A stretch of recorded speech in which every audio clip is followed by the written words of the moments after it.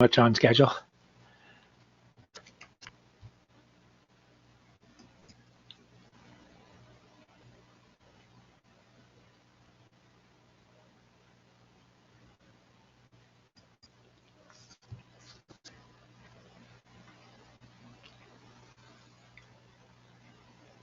Okay, let me start out by asking once again, does anybody have any questions about anything we've covered to date?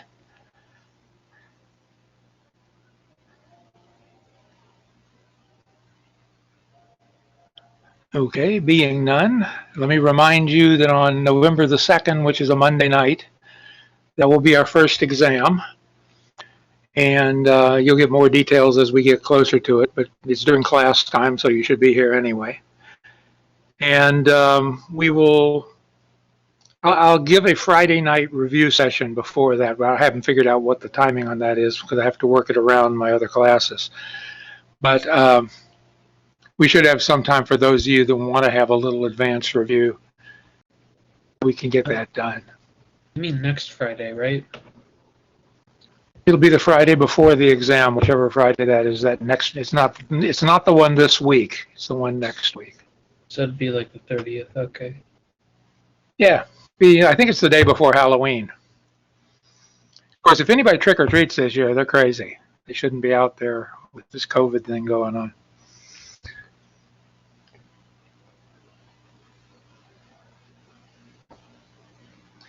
Okay, took another sip of that coffee. I'm not sure that is coffee, but it's pretty tasty.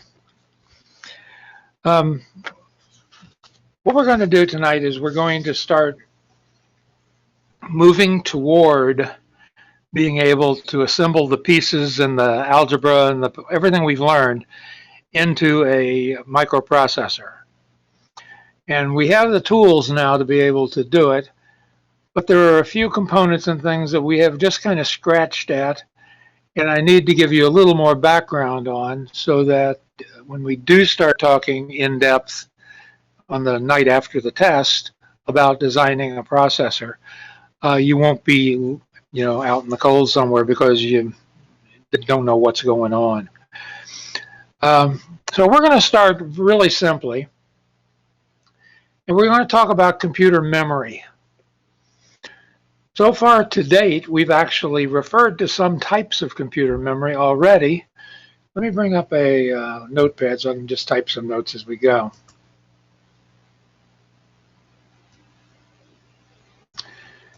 And the stuff we have been working on so far, as you remember, are latches, flip-flops. Put a yes on that. Where we use the latch or the flip-flop to be able to remember a bit of data sometime in the future. Now, we don't know what that time in the future means in terms of a system, but it could be right now. It could be a while. It certainly is not across a power down. If we power the machine off, we're going to forget the data that's in the latch or forget the data that's in the flip-flop. So that is one way. Now, one of the advantages to latches and flip-flops is they're, pure electrical devices in the sense that they just work and they're fast and they're close to the processor's main core parts normally. They're a good place to put things like registered data because the data can be quickly accessed, quickly changed, and can be made synchronous to a clock in a very predictable way if we know the setup and hold times and propagation delays and things like that for a particular flip-flop. So the question might come is, well, why don't we just build a computer completely out of flip-flops? Flip-flops, have a few more features than latches, but it doesn't matter which we pick. We actually have 4 different types of flip-flops and latches. We talked about the SR latch. And then we talked about, but we didn't do anything with, the latches and the other varieties. So when we talk about a D, we're normally talking about a flip-flop. A JK, we're talking about a flip-flop. A T, we're talking about a flip-flop. And latch, while simpler in the components you need to do it, misses some of the flexibility and has that one state which is disallowed.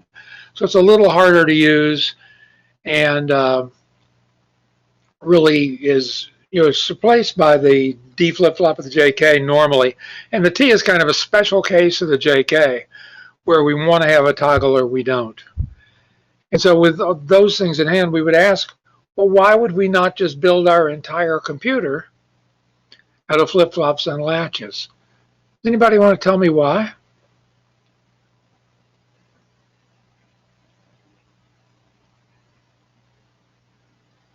Surely one of you can pop up your microphone there and tell me why. Is it due to cost?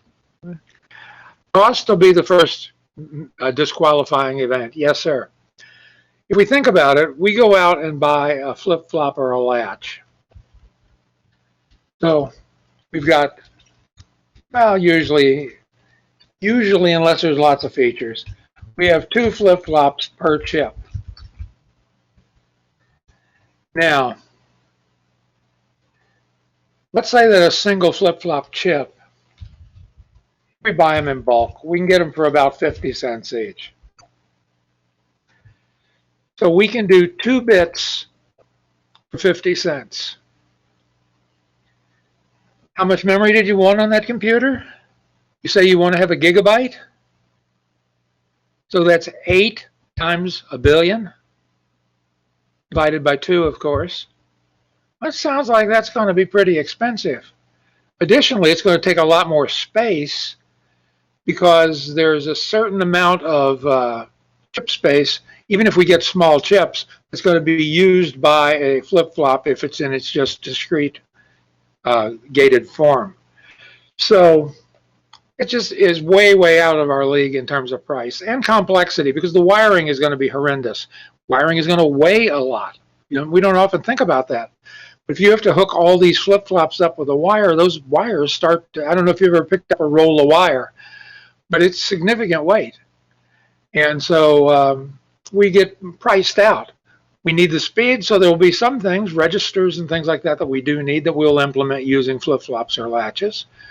But in general, the main body of memory, where our program goes, where the data we're going to operate on goes, is better served by putting it into some form of what we'll just generically call memory right now. Now, I could sidetrack us all evening and spend a single evening just talking about the modern technologies in memory, but that doesn't serve us well.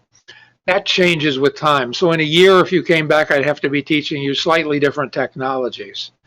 And while that would be an interesting class, I don't think we need to do that. We need to instead look at the major cases and see what we have. First of all, let's talk about a class of memory which we're going to call random access memory, abbreviated RAM. Now, RAM has the ability to be read and to be written. So this is bidirectional in that in RAM, generally, I might not always do it, but it's designed in such a way that I can read or write to individual units. I'll call them units here. And in our case, a unit might be a bit or a byte. Or a byte might be, some number of bits. One of the advantages in some of the types of computers that we'll talk about later are that we're not restricted to an 8-bit byte. We might want to be. We're not restricted to, an 8, a 16, a 32-bit address. We might choose to be, but there might be some times when we really want to have a 13-bit address, or we want to work on data which happens to be 11 bits long. We don't want to have to worry about what to do with those other bits. So when we talk about an addressable piece of memory, what we're often talking about is we're going to present an address of some number of bits, and it doesn't have to be the same number as the data bits. So I could have, let's make up something here, 11-bit data stored at 13-bit addresses. So any address from 0, 0, 13 of them all the way up to 1, 1 with 13 ones, represents an address at which 11 bits of data are stored. Now the 11 bits might be stored separately in 11 chips, or they might be stored as a unit in one chip. But in any event, all of the chips would need to be randomly addressable with these 13 bits. Now, why do we say random access memory? Anybody want to take a shot at that?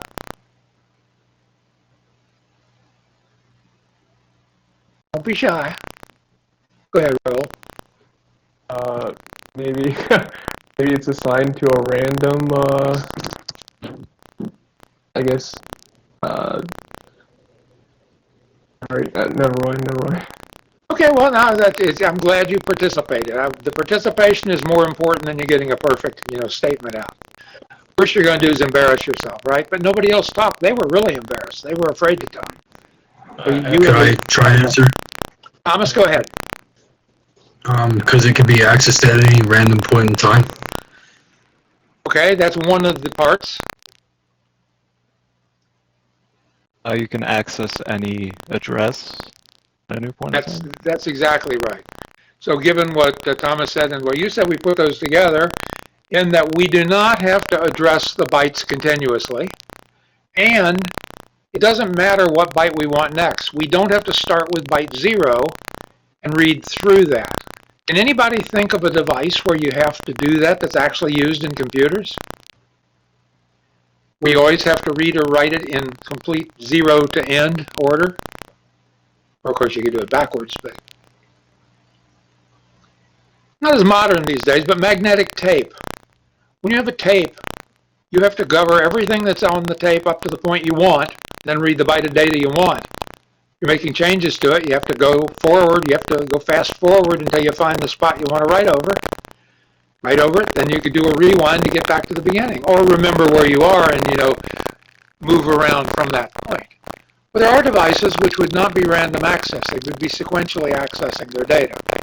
In modern times, that's not as, well, I don't know. In big data shops, normally they still back up their data on tape because it's very reliable, easy to store, and has been proven to last many, many years. So quite often that's the thing. Salespeople will try to sell you something that's more disk-like, but those tend to fail a lot harder and a lot earlier. So in any event, we can randomly access any point in this 13 bits of data. If I have 13 bits of data, how many available addresses do I have? Anybody jump in and answer that?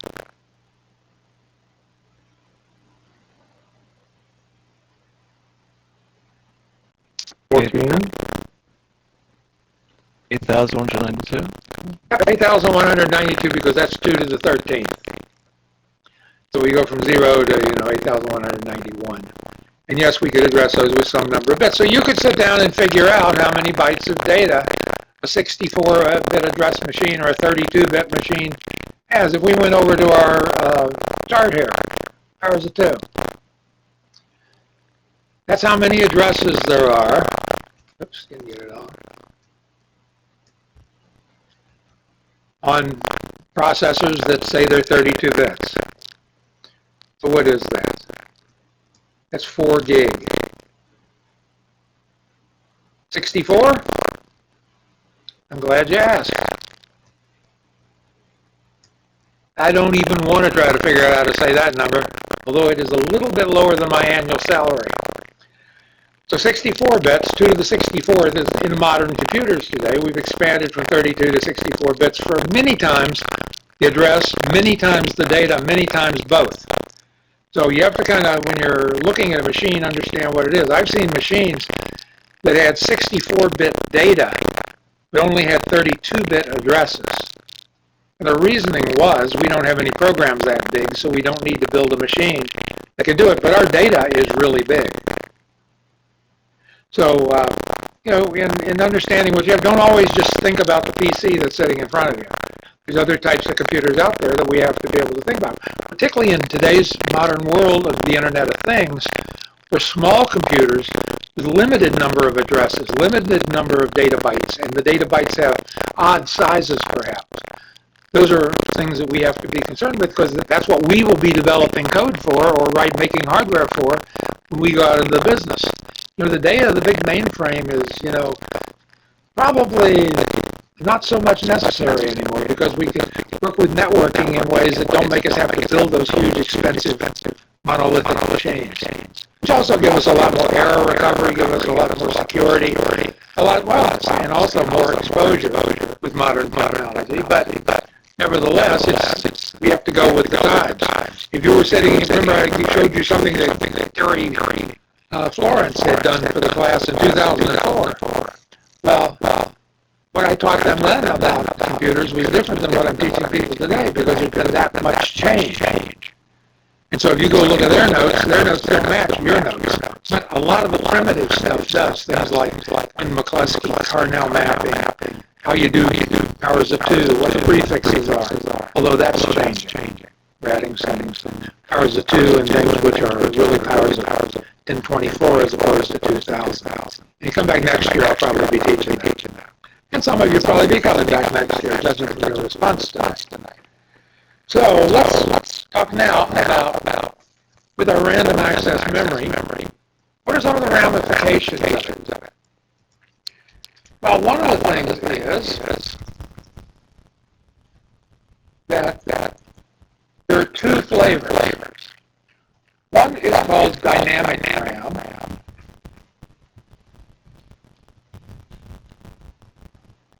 Not going to write out random access memory again.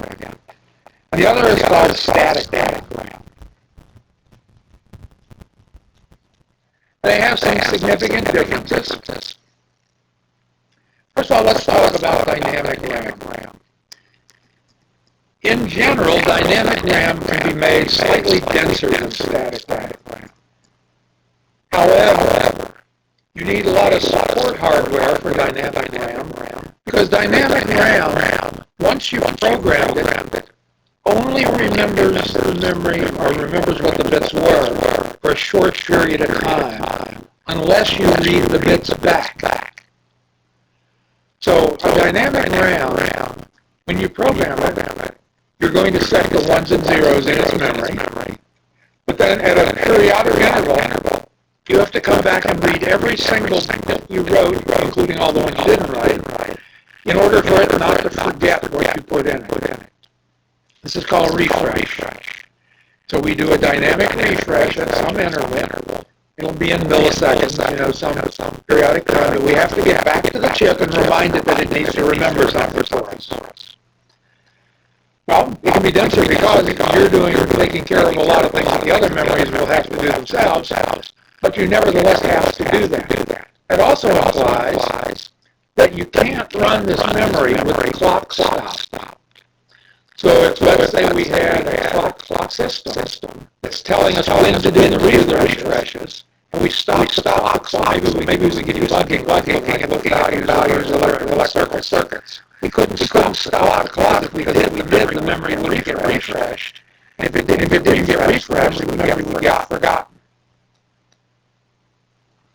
The other complement to that is SRAM.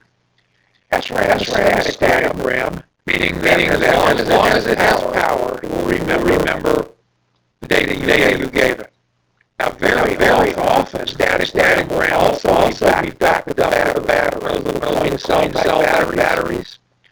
The reason being is if you turn the main power off your computer, sometimes you don't forget some of the units you stored in static RAM. An example of this often is when you boot your machine, you're really using pieces of memory. Second piece we'll talk about in a while, read-only memory. But the other piece stores data out your machine, like what the boot sequence is, how many disk drives you have, what's your MAC address, things like that. Sometimes you can figure at boot time.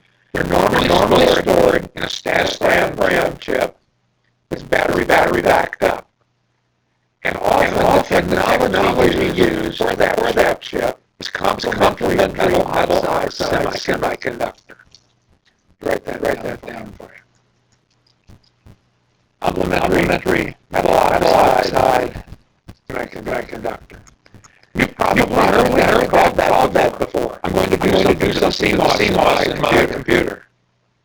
And it's often used the BIOS, basic input-output, which is in that other chip we talked about. So the BIOS and CMOS are all based around two different types of memory. CMOS is normally battery power. They use a different technology sometimes today. But static RAM in general can be used all the way down zero clock, meaning we can just sit on a particular signal and do nothing because the memory won't be forgotten as long as our power to the computer. Now in modern devices like Internet of Things devices, sometimes we have battery systems where we want to put it to sleep while we wait for something like a carbon monoxide to come walking by. So what we would do is put it to sleep, so we apply battery power to the CMOS would be able to maintain data about connection. So when we lose the LC data, you come back online and communicate with either Bluetooth, the wire, the Z-Wave, whatever the communication protocol is, we would be using that for that device. So static RAM and dynamic RAM are very different in that sense. Sounds like static RAM is a lot easier to use. So we'd ask the question, why don't we just always use static RAM? Anybody want to take a shot at that? Is it more expensive than dynamic RAM? It usually is, and that's true. Sometimes dramatically. It depends on the availability of the chips, and this often is, although in recent times this hasn't happened in a while. But we buy these usually from Japan or China or Korea or some country in Asia. And sometimes they simply don't have enough chips to supply the market. When they do, the price of one of the two types skyrockets. Most often it's the static RAM because there's so much dynamic RAM made that there's plenty of it out there to go around normally. The static RAM can be more expensive just because of the technology. It is not quite as dense as dynamic RAM, so your machine would have to be a little bigger, but that's getting smaller these days. Transistors, go down in size every 18 months or whatever it is. Moore's law, so we would expect, that they're approaching dynamic RAM, but of course dynamic RAM size can go down too because they're using transistors that also can shrink. So we would pick one of those, possibly both in a system. Now the key thing here is they're readable and writable, and there's something else that can happen with both types that we don't see in many other types of memory, and that's something called dual porting. Dual porting means there may be multiple accesses to the memory. Perhaps I can be writing in one place of memory while I'm reading from another. So we have different ports that we use, one for reading, one for writing. I also can use dual porting to allow multiple machines to read the same memory. As long as they're reading the memory, it doesn't matter if they're reading the same bytes of memory. It would matter if one was writing and one was reading, so we have to control that. But part of dual porting is taking care of the protocols to make sure that can be done. Now, in modern days, this memory may be accessed either in parallel or serially. Most of the memory we see in computers today are actually serially accessed because the extra wiring and things to do the parallel access isn't a good enough trade-off to overcome the speeds we can get with serial memory. And of course that allows us to use, the PCI bus, for example, in our computer in order to get to that serial data. So that's a little look at what dynamic RAM, the readable, writable memory can use. But there's more types out there. Let's go historically back a little ways. Let's talk about a class of memory which is called read-only memory.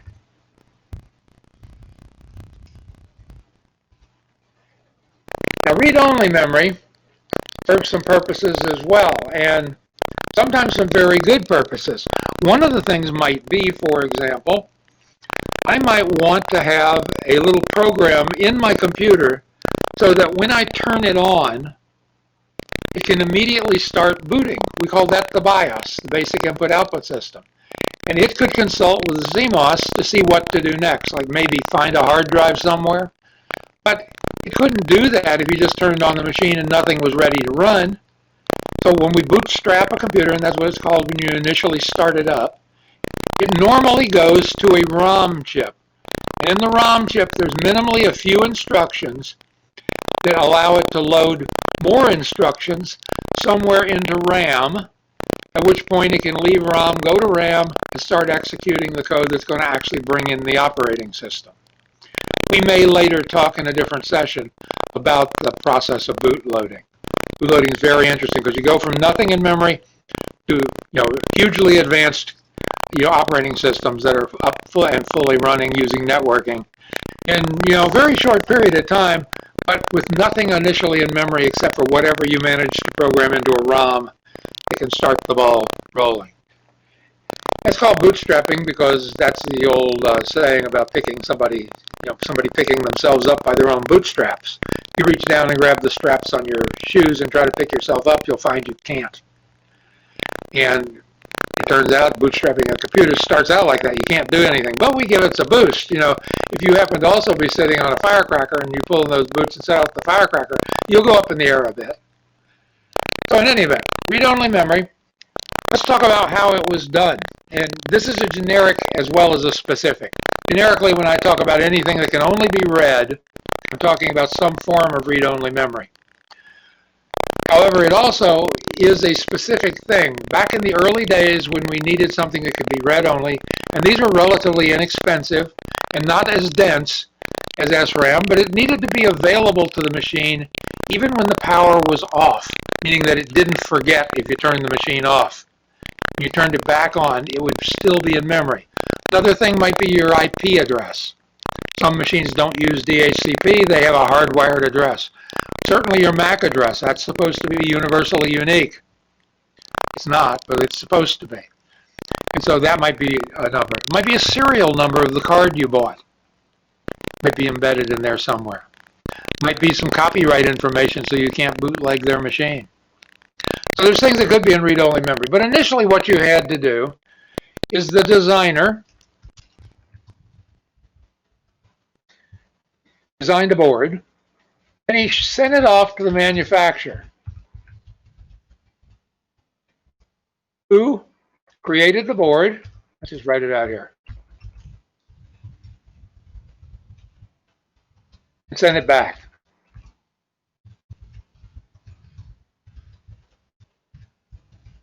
Who tests it? Okay, two things can happen. It works or it doesn't. If it doesn't, this cycle has to be repeated over and over and over again until you get it right. If it does work, great, move on, design, the next component. However, this initial, let's get it right, where you may have to do it once, you may have to do it 10 times, is part of a cost in a company, which is called a non-recurring, let me see if I can spell recurring right, engineering cost. And so I'm going to actually hyphenate it up here so it's cool looking. These costs are actually called the NRE. So if you talk to somebody that's doing accounting and they have an engineering department, they'll know exactly what NRE is, non-recurring engineering costs. Now, how much does this cost?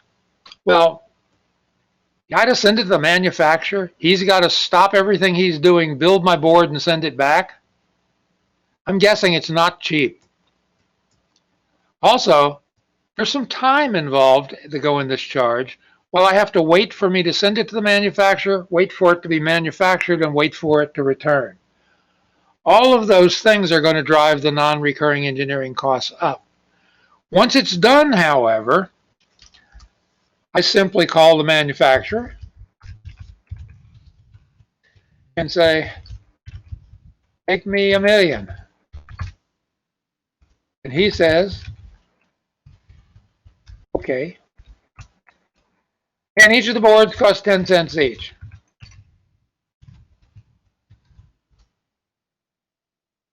With 1,000,000, boards are fairly cheap. Where I spend a lot of money is in this non-recurring engineering cost up front of getting it right. And it's particularly expensive because the manufacturer is involved. So in traditional read-only memory, which by the way cannot be erased, cannot be reused. So if you created the board, or maybe you wanted to shortcut it, you're a hotshot, and you say, well, I'm going to skip all this non-recurring engineering. Let me just send my design to him and have him make 1,000,000 of them. Give me a green light if you think that's a good idea. Give me a red light if you don't.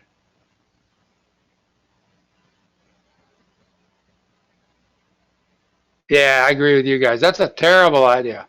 Because if you ask him to make 1,000,000 and the board's wrong, he's going to send me back 1,000,000 broken boards that I can put in a landfill somewhere. Put them out there with that ET game. And so I got 1,000,000 boards, but if I've gotten it right first, even though this cost me money. So one of the things we would do is we would look and say 10 cents times 1,000,000. It's going to be constant if I need a board. Plus, I can't find my plus key. Plus, $100,000 in non-recurring engineering charges. So it would be great if I could get rid of this. Still have to spend the 10 cents each. Remember, I'm going to sell these boards for $1 each, so I'm making back even my NRE. But wouldn't it be nice if I didn't have to spend this? So the next level of thing that we might think about is, what if we could make these things programmable? You would create something called a programmable read-only memory. Well, this is kind of nice, because what this implies is I can buy from the manufacturer a little machine which I can take a blank chip and I can put it into this machine. I know a bunch of you people got really excited when you saw the prom here. You guys don't get to go until the spring anyway. But in any event, you'd put this into the programming device.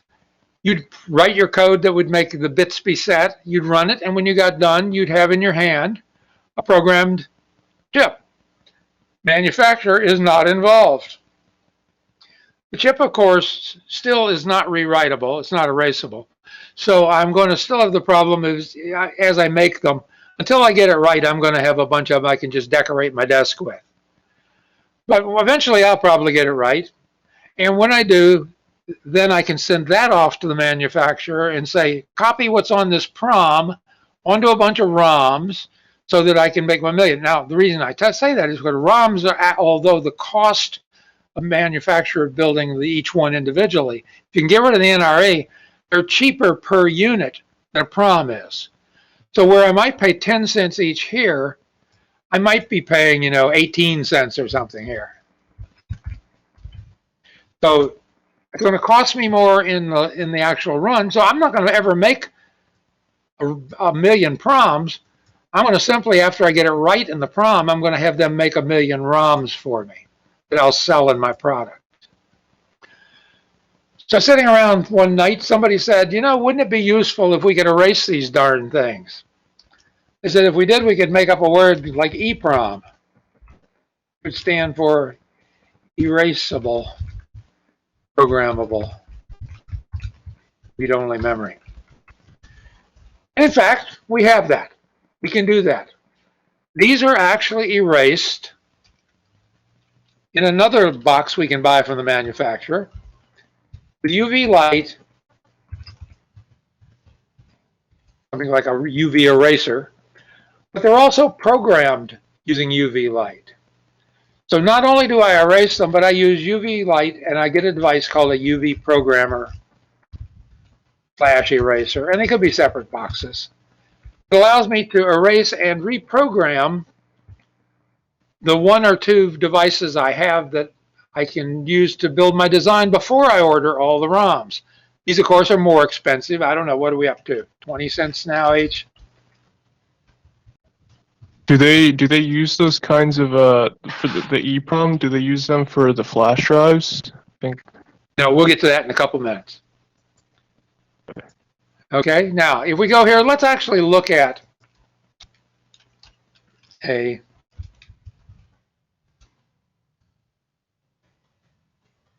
UV eraser. Let's see, we can probably find one here. Here's one. So this guy, he's got two buttons. One's a timer. The other is a switch. You turn it on and off. You put your device inside. You set the timer for whatever the spec sheet says, and let the timer run to 0. When you're done, the chip is erased. Now, this didn't program it. Let's look at what a chip actually looks like. Here's one right here, and you'll see something specific about it. See the little hole in the top? See the little thing that's underneath it? Well, that thing that's underneath it is all the business that's happening inside that chip. Even in little gates like we've been doing, the actual workings inside is very small, right in the middle. And it's hooked all the pins with little tiny gold wires.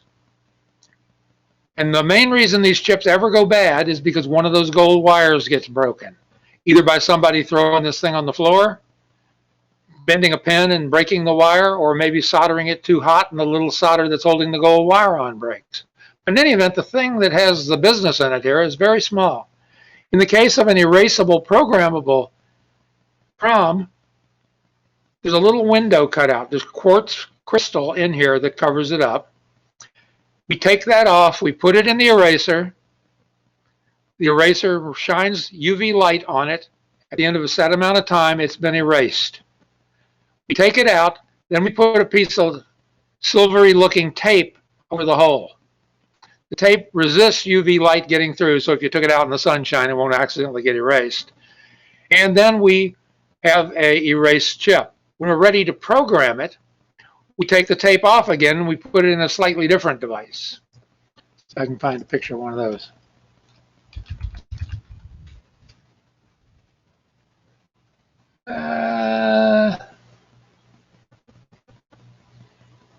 No.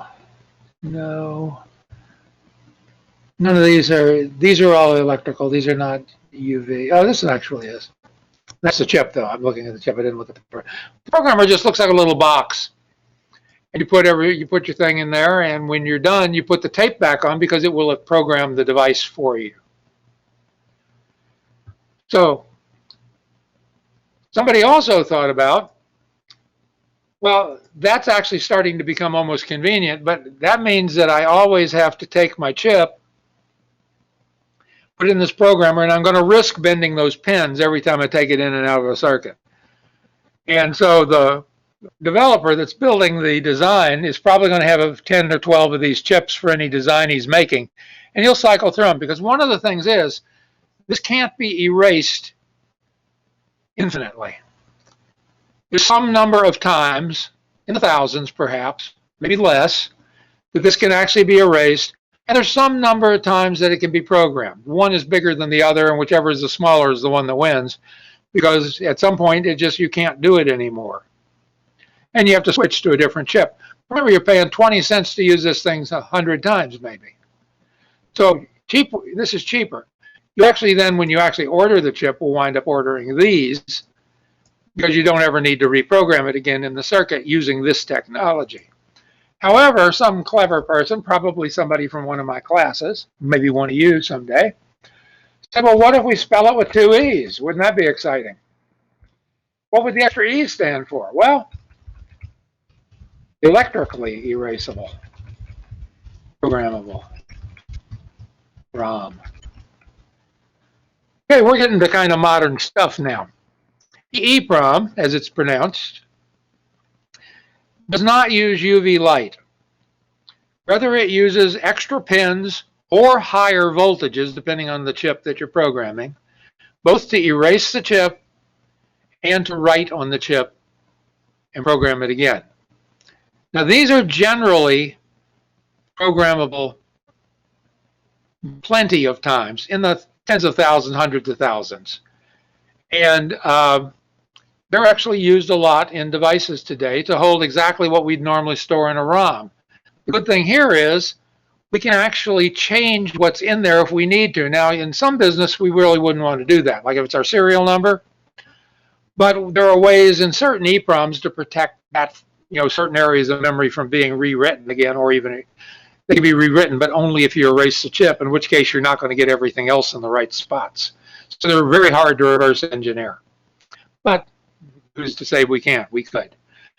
But in any event, we've got an EEPROM now, which is electrically erasable, which also means that I could design a circuit in my system that lets me leave it in the original position in my circuit and reprogram it.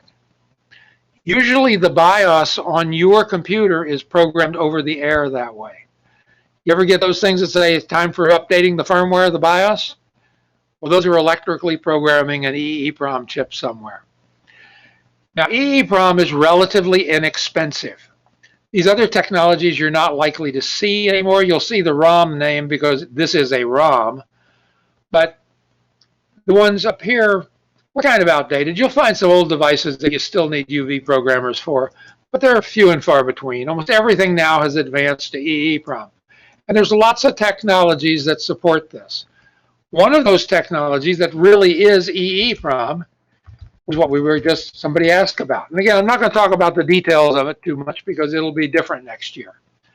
But flash memory is a form of electrically erasable programmable read-only memory. Now, you say, but I can write to flash. Indeed you can. You're programming it. One of the features of flash that's different than EEPROM, EEPROM usually lets you read and write at a byte level, an individually addressable byte level. Flash has to erase things in large blocks. And that's one of the downsides to it, is because if you happen to be getting ready to write and there's nothing erased, you have to wait for it to erase. And you're going to erase a lot more than you're going to use, which means you're going to wear the chip out a lot faster than you will EEPROM. So generally, flash has a controller associated with it that knows how to do something which is called wear leveling, meaning the place you got something you wrote last time from may move to a different place inside of memory in order to not wear out the same spot if you read it a lot. And that's up to the controller for the flash to take care of it. We're not going to worry about how that's done because all flash will already support that or not. A lot of those little cheap flash drives you get don't support wear leveling. But in general, expensive ones, things you might use as a disk drive, which is really just memory, but you're using it through a disk drive driver in your operating system, would definitely have some sort of wear leveling associated with it. So flash memory is simply a form of electrically erasable programmable read-only memory. This per bit is not going to be as cheap as the SRAM or DRAM that we talked about earlier, but this will maintain across power outages all the data that you've written to it. So there's an advantage to this. If you have things that must be there when you boot, and you don't want it even to go away when your backup battery dies, you're talking about something that might be put into EEPROM. And of course, using a technology like flash makes it appear that you can write to it as well. But modern day, we usually read from it a lot more than we write to it. And flash is generally used for very large pieces of data where EEPROM doesn't care. A byte of data, that's fine, let's change it.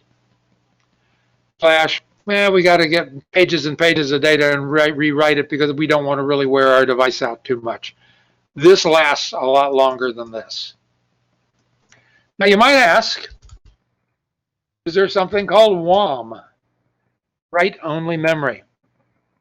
How many people think there is? Give me a green light.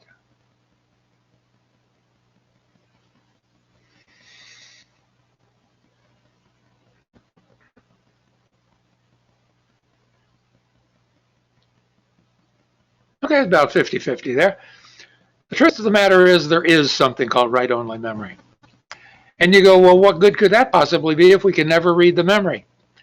Well, memory mapping doesn't necessarily mean that what sits underneath a particular address is really static RAM, dynamic RAM, or ROM. It could be something else. It could be a flip-flop. It could be a latch. It also, if you think about it, could be a spot where you can write your access key to the system and nobody could read it back. But the system internally, when those bits are tickled, knows how to generate you an access key, which you could read from the same address. So you could read and write to the same place, but in one case you're only able to write, and in the same breath you're able to read back something different which may have been authenticated because of something you did earlier. Now, I know how to break that system in a hurry, but let's assume that we were doing something that made us, not have enough bits to be able to read and write from an RS-232 feed. It's serial data coming in and going out. Well, we could use the same register to read data and write data, but they would go to different places after they left the one spot we're writing and reading to. So write-only memory does exist, but very specialized cases, and in general, probably not something you're going to run into except for those specialized cases. Does anybody have any questions about the RAM or ROM at this point?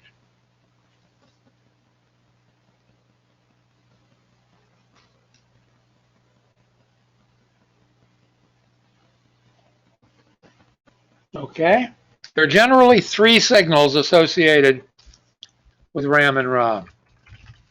One called CE. Oh, I got to get a keyboard still. I've been trying to get one that has the key label still on it. Write enable. We have chip enable, write enable, and we have output enable. So chip, write, output.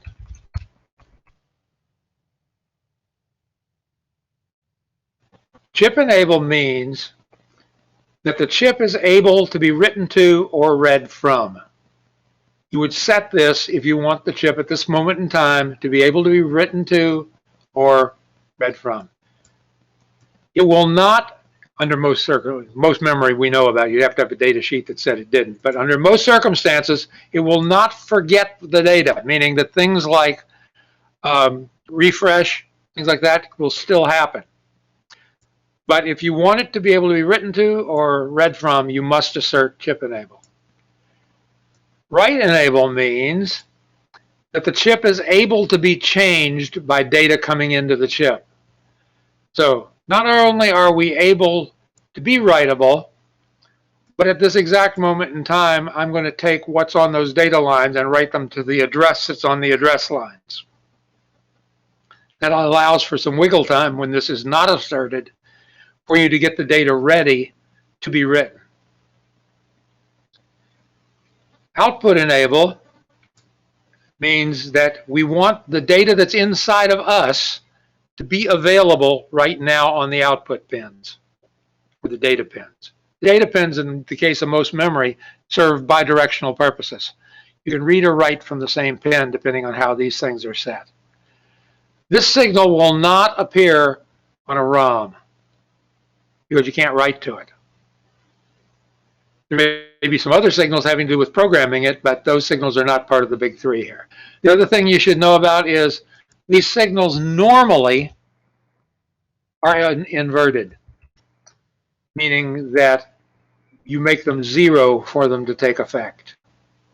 And we'd have to look at a chip data sheet to actually see them. We're not going to spend the time right now to do that because I want to move ahead a little bit. One last thing to think about with this is, if I were to take, let me just grab one that I got here, this guy, and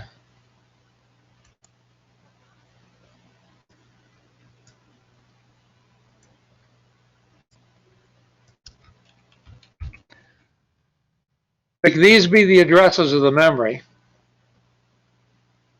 and let's assume the chip is a 1-bit address. It has 4 address lines, 1 data line. Does it kind of make sense to you that it would not be hard to make the memory contain at those addresses values? What's this thing starting to look like? A truth table? And I'm not going to finish it. But we could wire a truth table as the data that's at each of the memory addresses in a 16-bit memory, and we would have ourselves a chip which, when you change the memory, could change the truth table. Very similar to the way a multiplexer works, but even more flexible. So we've got an instant chip that can produce logic. What if I had one that had 16 inputs and put out 1 bit? Well, I would have something that could do your truth table with 2 to the 16th lines in it. Obviously no Quinn McCluskey and no Carnow, but who needs them if I can get this just to do it for me? They might ask, why in the world would we not just do that with static memory forever? And I will tell you that there are chips that do that, programmable chips, that internally, because you're going to program them anyway, they make static memory be the thing that generates the data. Sometimes we call these lookup tables. Sometimes they're implemented ahead of a lookup table. Does anybody want to take a guess at why we wouldn't do this all the time? What if we have more than one data bit? Well, remember, I could go buy some memory that's got 8 bits of data laying at those 4 addresses, and I could have 8 separate truth tables using those same things all in one chip. Ah, okay. So I could do that. But speed is the main reason. Unless your static RAM that is, specialized to be combinational logic, you're designed to do that, you're going to always be slower if you do it this way. And remember, we've gotten our combinational logic to really whipping along in the nanosecond ranges. So to wait for memory, which is going to be in the tens of nanoseconds at best, would be, a step back. Plus, depending on how you do it and what memory you use, it could turn out that it's a wash on the price, or one could be more expensive than the other in a particular design.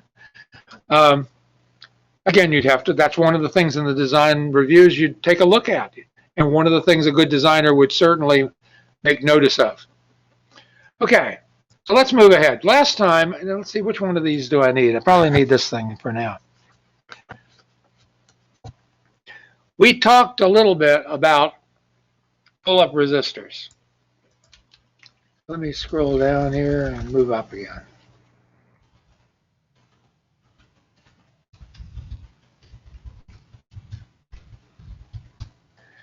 And the reason we had for a pull-up resistor was that we have a switch that has 2 positions. First position, hooked to something. Other value, so second position, hooked to nothing. And we wanted to figure out, and we did it in class, although we went through it rather quickly. Let me just wipe this out for now.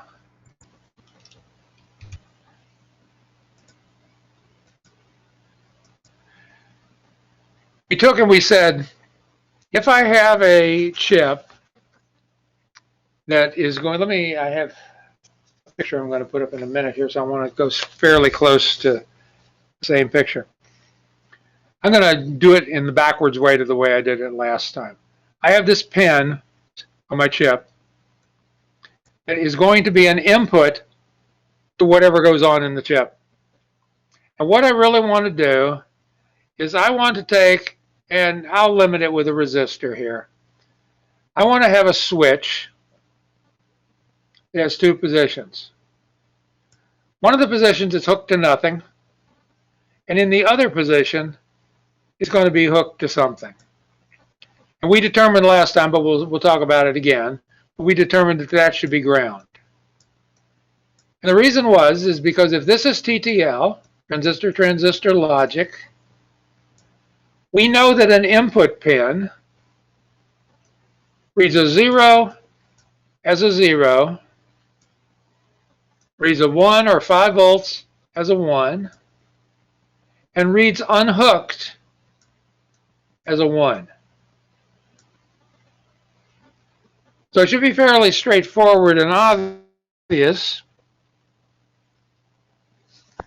that if this guy unhooked is going to be a 1, I want the guy when it's pressed to be a 0.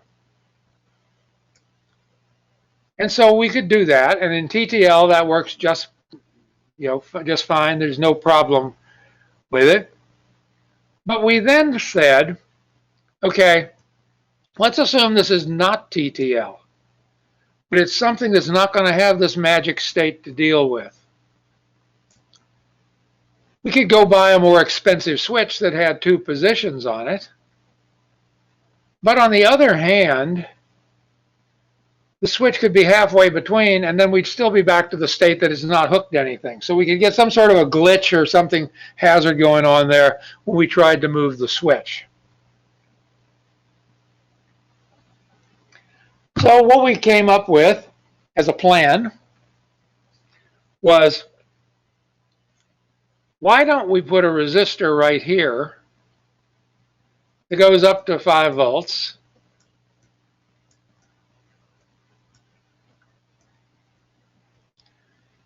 so that, and we might not have had this resistor, but I'm going to put it there just for safety, that when this is disconnected like this, I have a path from 5 volts right into the pin. So it's going to see a 1. Well, actually, when it's not connected, it's going to see a 1. It'll never be connected to a 1 over here, but when it's disconnected, this pull-up resistor, this is called a pull-up, will pull it up to 5 volts. Now, if I do ground it, I close the switch, current can obviously flow through there to ground, but assuming this resistor is small relative to this resistor, I'm still going to see approximately 0 volts. I'm certainly going to see something that's in the lower half of this guy's voltage range. So by closing the switch, I see a 0 because the switch is closed. Opening the switch, I see 5 volts because 5 volts is hooked to the pin now. Does everybody see that? Give me a green light if that kind of makes sense.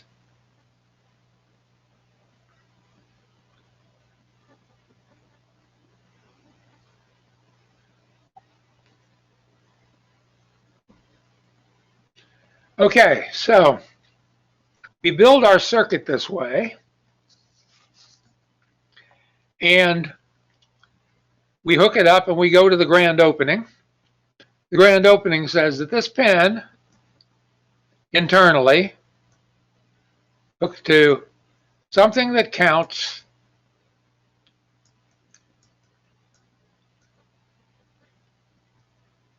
and something that translates the count. I'll just put a T for translates, into something that has a bunch of digital displays here. And they say 0, 0, 0. So in theory, when we push the switch, this will advance to say 0, 0, 1.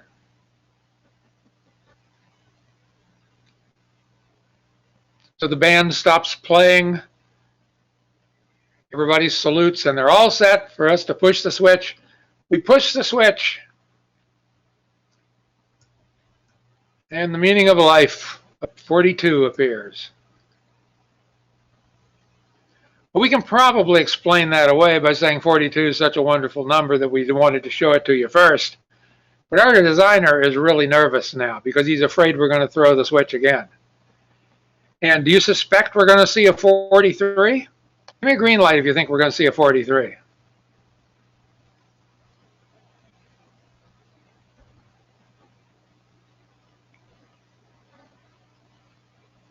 Okay, well, we got a couple people here, a couple people saying red.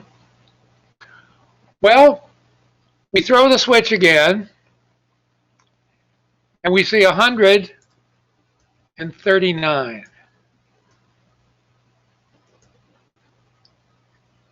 We know we're in trouble now. Now, the reason is, after we take our thing back to the lab and we test, we look right here on our oscilloscope. So we got, over here, this box. It's got a little TV set looking thing over here and a bunch of buttons and knobs and things over here. We hook our wire up there, and what we're expecting to see is when we throw the switch, it will go from 1 to 0 And when we throw it back again, it will go back up like that. And that's not what we see at all. When we look at it, if we zoom in right here, we see it doing this before it finally settles at low. And then when we go high again, we see it doing a bunch of those things again. We actually know how many of them were here because between here and there, it counted 42 things. And between here and there, it counted whatever the difference between 42 and 139 is. We have to do something about this. Otherwise, when we vote, we're going to push our button and we're going to wind up voting too many times for somebody. So what we have to do is something called debounce.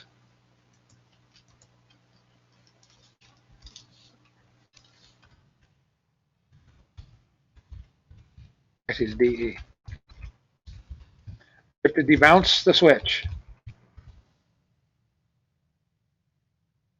Now, the idea behind debouncing the switch is we want to take what's there now and turn it into a signal that looks like this.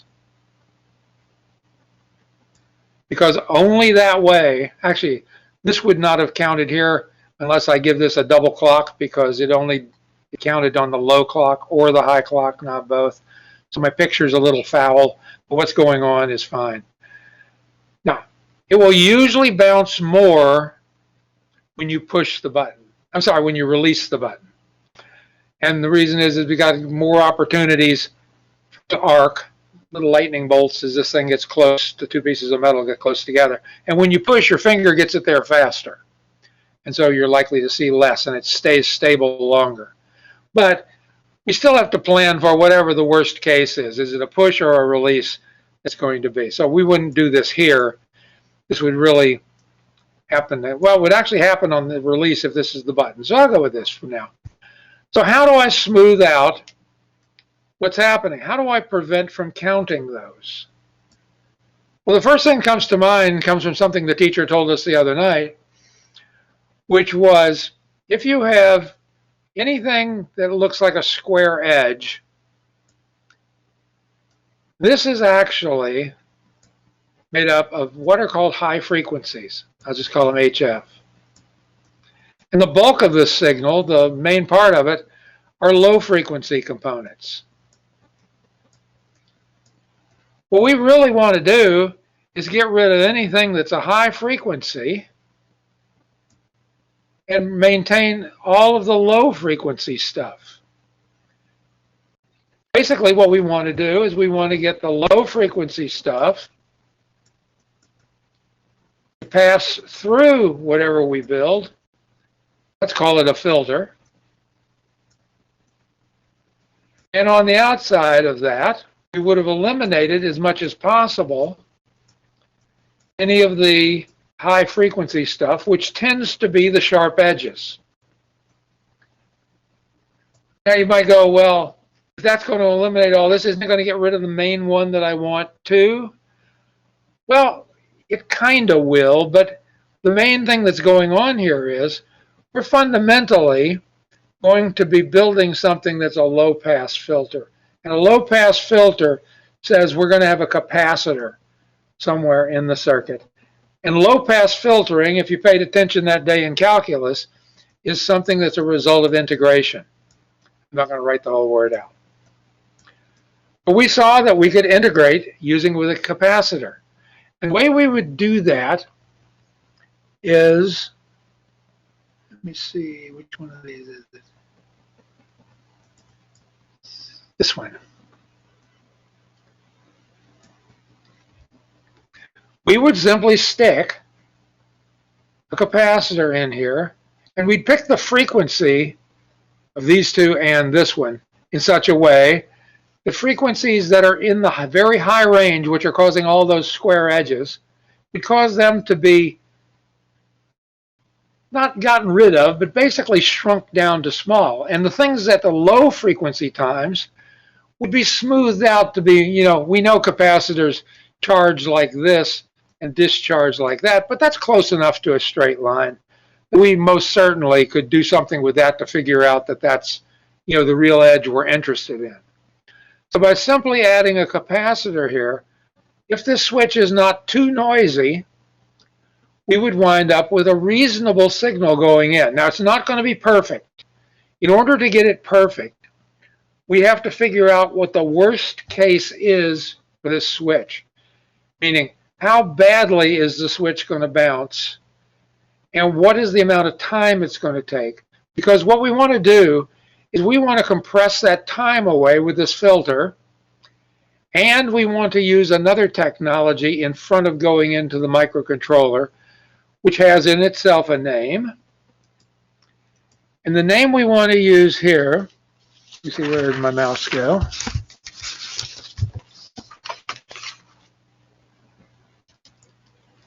Is we want to use something called hysteresis.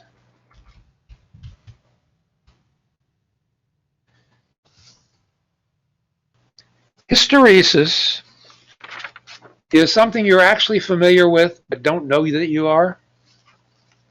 Let's go and in our house, let's set the thermostat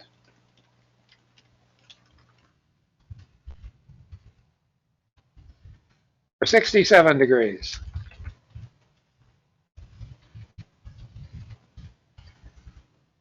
Currently, the temperature is 65. Well, let's have an air conditioner unit because I'm hot right now.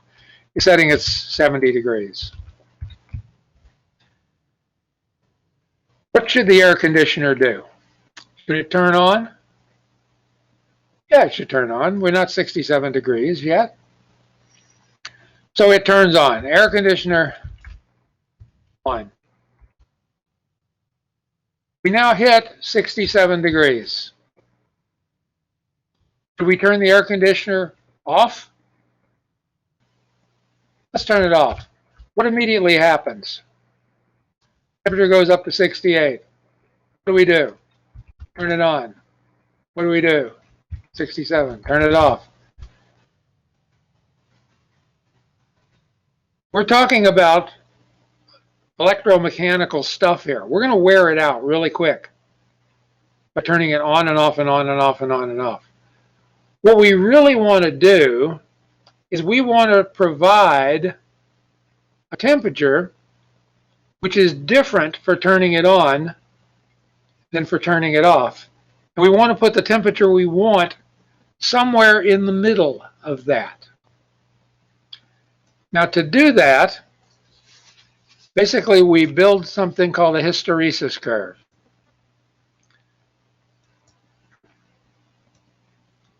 I'm going to do two things on one chart here. This is the input.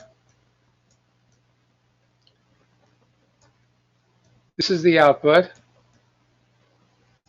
Oops, I'm losing my U. It looks like my pen got too big. I actually got smaller. Maybe I zoomed in. I don't know what happened here.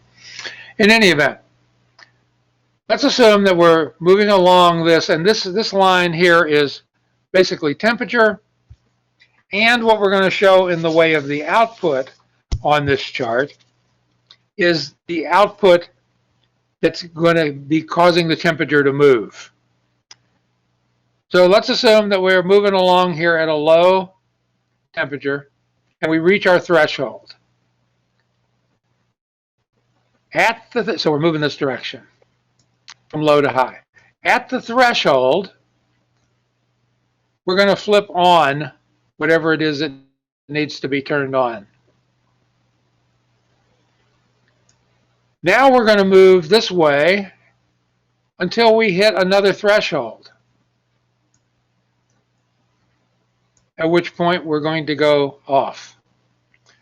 So we're kind of following this curve. If we went a little bit below, ultimately we'll drop. We go a little bit below here, ultimately we'll come back. But we're going to stay out of the range where this right here is what we're actually wanting to have. So we frame ourselves around it. Now, there is a chip technology which we can use, and I always have to check the spelling because he doesn't spell it the way I would have spelled it.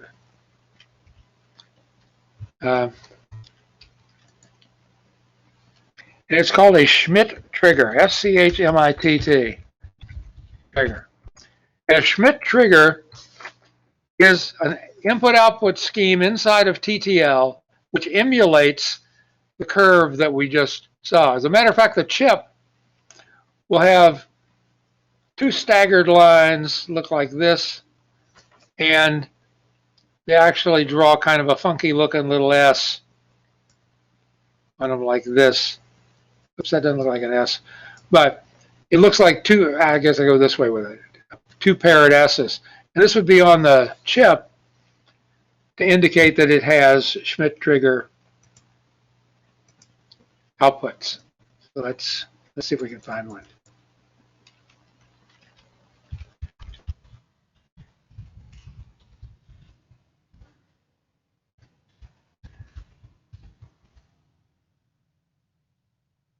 Do these have it? These do not. Where's SRJMK somewhere?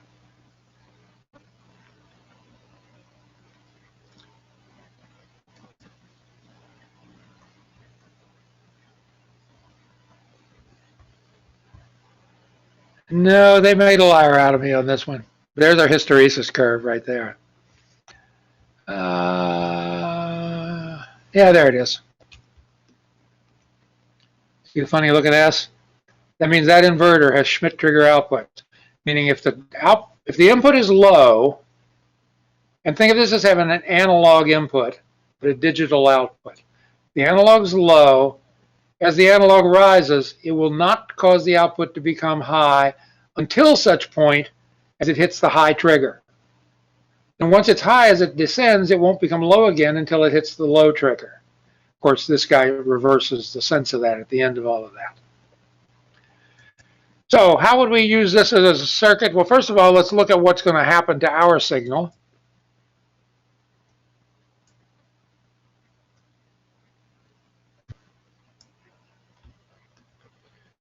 So here is our signal.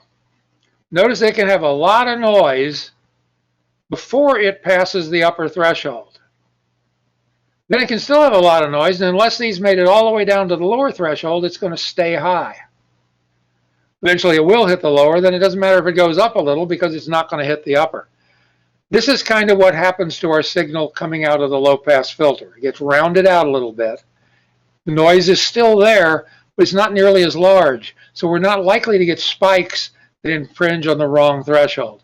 But notice we turned that very dirty signal into a beautiful button press. So that's something you need to be a little bit aware of. Anybody have any questions about that? Actually, let me even show you where that would go in the picture.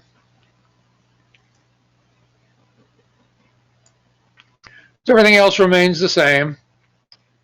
We moved our pull-up resistor back here instead of over here because we didn't want, since this thing, when you push the button, we didn't want to disturb what's going on here in the high-pass filter. This is a high-pass filter. Capacitor followed by, resistor with a branch off on the capacitor.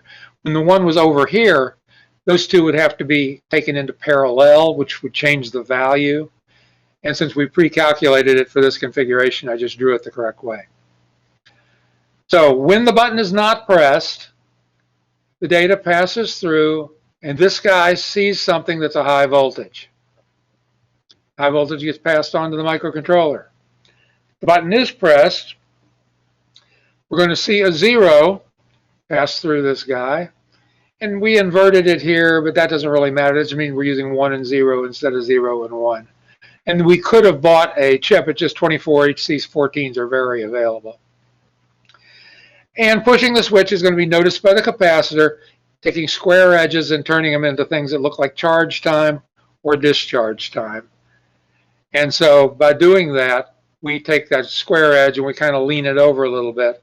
The noise, because we've picked these to have a frequency above which the frequencies are, severely dampened, cause them to hang on to the signal as I showed you in that last picture.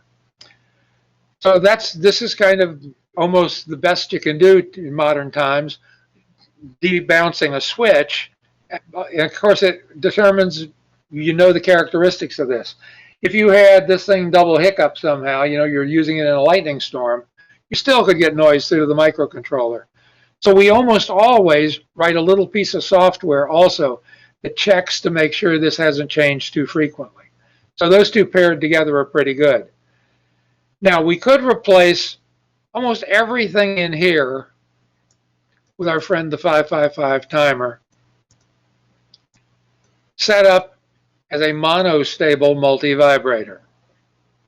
As a monostable multivibrator, what happens is the moment trigger is gone below, we get a turn on and we maintain that value for a set amount of time, at which point we go off and stay off forever or until trigger has a value go lower than it. Is it trigger? Yeah, it's trigger. And the amount of time we use here, as long as it's longer than the amount of time this would produce bounces, anything seeing this would see a perfect square, not perfect square wave, but a rectangular wave with perfect edges. So 555 timer is used. The calculation we would use would be 1.1 times R times C inside the 555 timer. And basically all we do differently in wiring it up is we don't wire anything that's going to re-trigger it automatically. We make trigger be a signal that's hooked to the button, not hooked to the top of the capacitor, so it would automatically re-trigger itself, like an A-stable would do. So just remember this, when it's hooked in monostable, and you'll see lots of people that can't figure the other one out. Basically, figuring this value out here is hard if you don't spend a lot of time worrying about this. And so they'll build one with a 555, and they'll simply make the time be something like 1/10 of a second, which is a long time for one of these things to cause lightning. But in human terms, that's a short amount of time to push the button and wait for an LED to come on. You won't notice the 1/10 of a second. You'll think it happened pretty much right at the same time. Okay, so we're doing pretty well here. Let's see, what did I want to talk about next? Oh, yeah. Let's go back now and start talking a little bit about bus architecture. Yeah, I know everybody's head thought either a school bus or a city bus when I said that. But that's not what we're talking about right now. Bus architecture simply means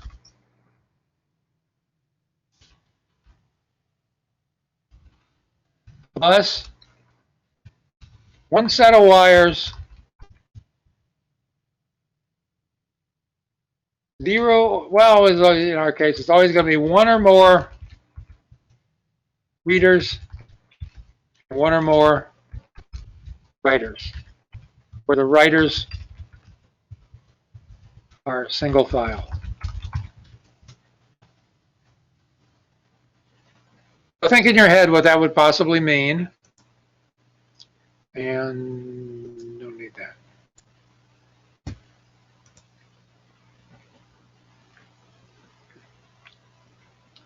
Kind of what that begs the question for is, if I had two guys hooked together with one or more wires, let's put like 3 wires between them.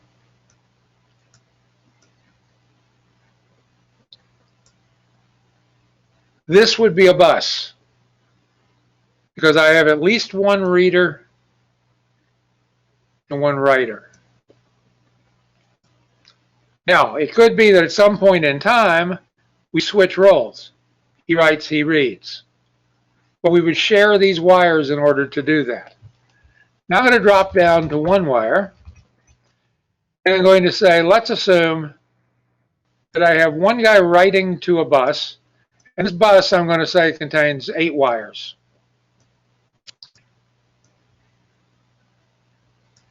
I have a reader.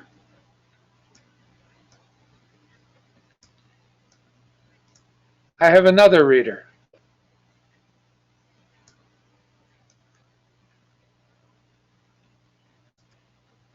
Now that's doable. We already know in TTL, I can go up to some number. Ryan, how many of these reader boxes can I have on my bus? if this is TTL technology?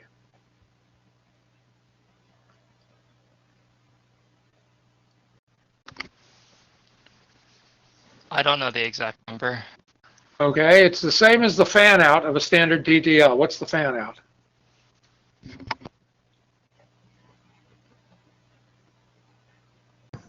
10?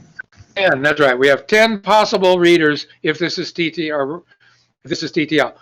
If we wanted to extend that, we could have hooked to the bus a buffer, and the buffer could have a fan out, for example, of 30.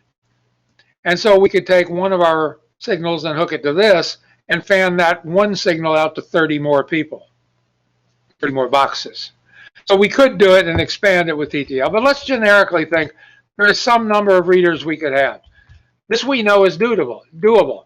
One guy writes on the bus, these guys read from it, nothing bad can happen. Let's assume now for a second we have two guys writing on the bus and one or more reading. Is this safe? We'd have to ask ourselves, what happens if this writer writes a 0 and this guy writes a 1? What do these guys see, and do these guys damage each other?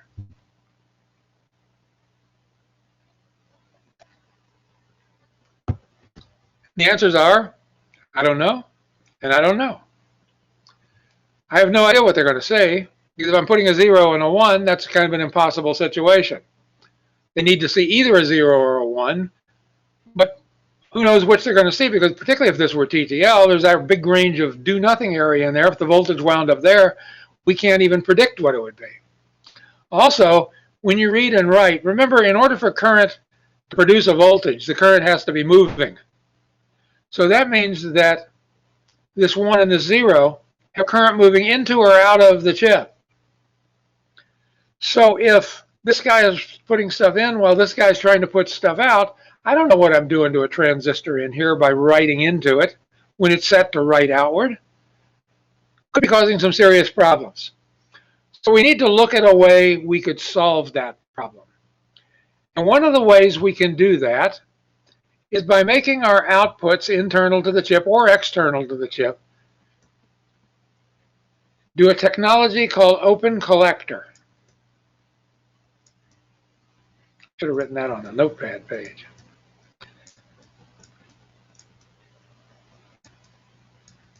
And we'll look at the TTL rendition, although this would be true of anybody that had to talk on a bus and didn't have some alternative plan in place. What we would need to do is we would need to take that last transistor we have and get rid of the totem pole business. See what happens here? This transistor is no longer able to produce a 1. This transistor can only produce a 0. So let's kind of walk through this and see if we can figure out how that could possibly be. First of all, let me throw these pieces of paper out of the way here.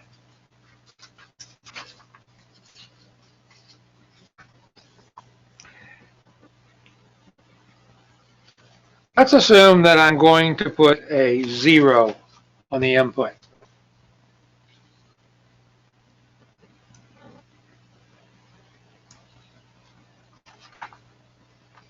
Robert,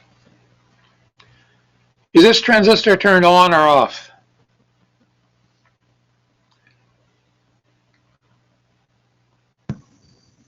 Off? And what's your justification for that?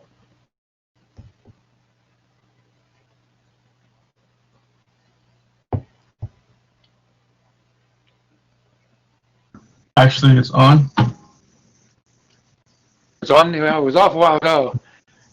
Okay, explain why that would be on now. I see a 0 there.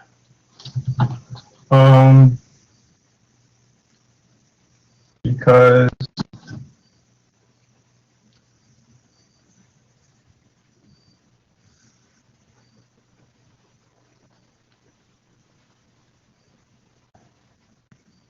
not sure. Okay, that's a better answer. Some people actually look at the chat and then they wait until we get a consensus out there and then go with that answer. You answered quickly though.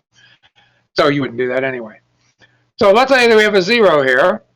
We have a path from 5 volts through.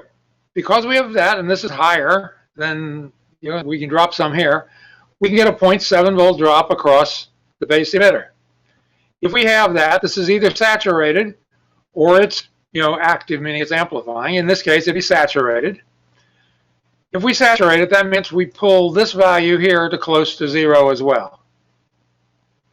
Gabriel, is this transistor on or off?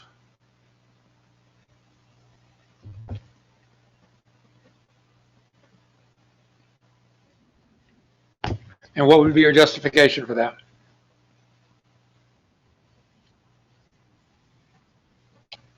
That's exactly right, because it's 0 here. It's going to 0 here and got a whole bunch of stuff in between, so there's no way I'm going to get 0.7 volts to go from 0 to 0. So this guy has to be off.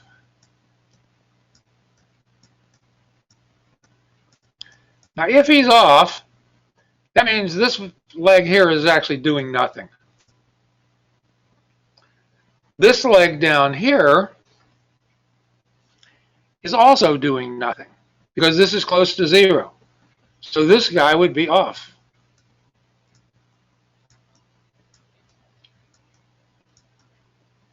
If he's off, that means no current can flow through him. So the question becomes, can current flow that way? And the answer is yes. William, does that mean this transistor is on or off? I'm going to say it's on, but wouldn't it also depend upon the resistor? Like if we're using those numbers there, it would probably go depending upon. Never mind, I'm wrong. You're right. On is correct. Okay, and the resistors have been picked so that the right amount of current flows to turn that on. Okay, like I said, these values are actually the wrong values, but the guy that made the slide didn't get them right.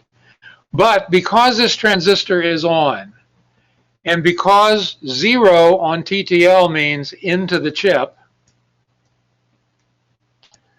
that means a 0 volt here will be seen, which is exactly what we expect. This is a buffer. And it's not really a 7404, it's a 7414 or whatever the data sheet was we looked at a few minutes. So that's wrong. You'll get these handouts. So but that's wrong. So it knows how to see a 0. Let's see what it would do if it's presented with a 1 on the input. Let's hopefully can erase everything here with a magic touch. Teach my cat to do that for me. Okay, so let's put a 1 here. Always I get it wrong. Which means 5 volts. And I'm expecting to see a 1 here, if this is working right. So if there's a 1 here, this transistor has 5 volts on both its base and its emitter. So I'm suspecting you can't get a 0.7 volt drop. Means this would be off.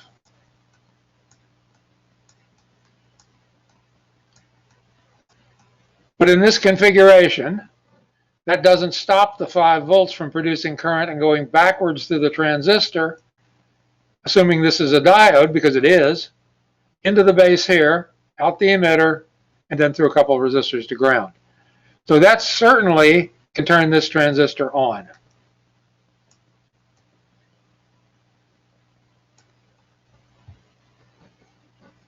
Now, all that has to happen here is we went from a little bit less than 5 volts because of the resistor, dropped about 0.7 there, dropped about 0.7 here. If this is on, we have to be able to have about 0.7 volts at that spot. But we have 2 resistors to divide whatever this is doing across. So if we measured right there, we'd see 0.7 volts. Which means this transistor is on. Now, if it's on, that means that this spot right here is effectively grounded, because this will close off and pull the ground. Meaning the base of this is grounded, so is its emitter, so this guy has to be off.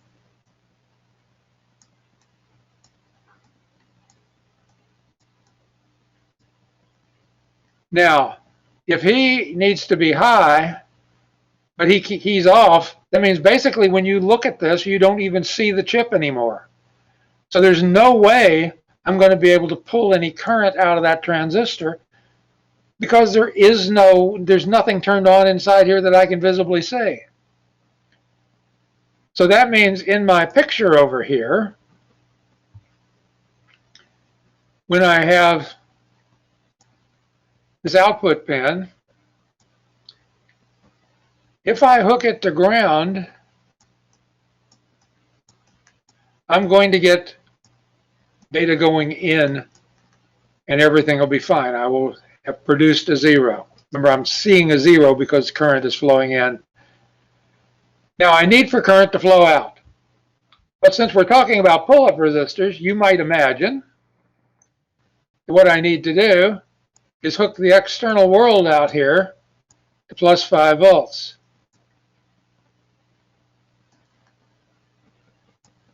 And if I do, then if let's say for a second I pull this to 0. If I pull it to 0, somebody looking at the bus will see a 0, right? If I don't pull it to 0, just as though I'm not there, it'll be pulled up automatically to 5 volts, so everybody will see a 1.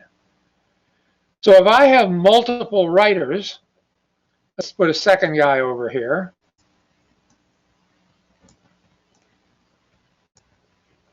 And I hook a ground here. He can use the same pull-up resistor.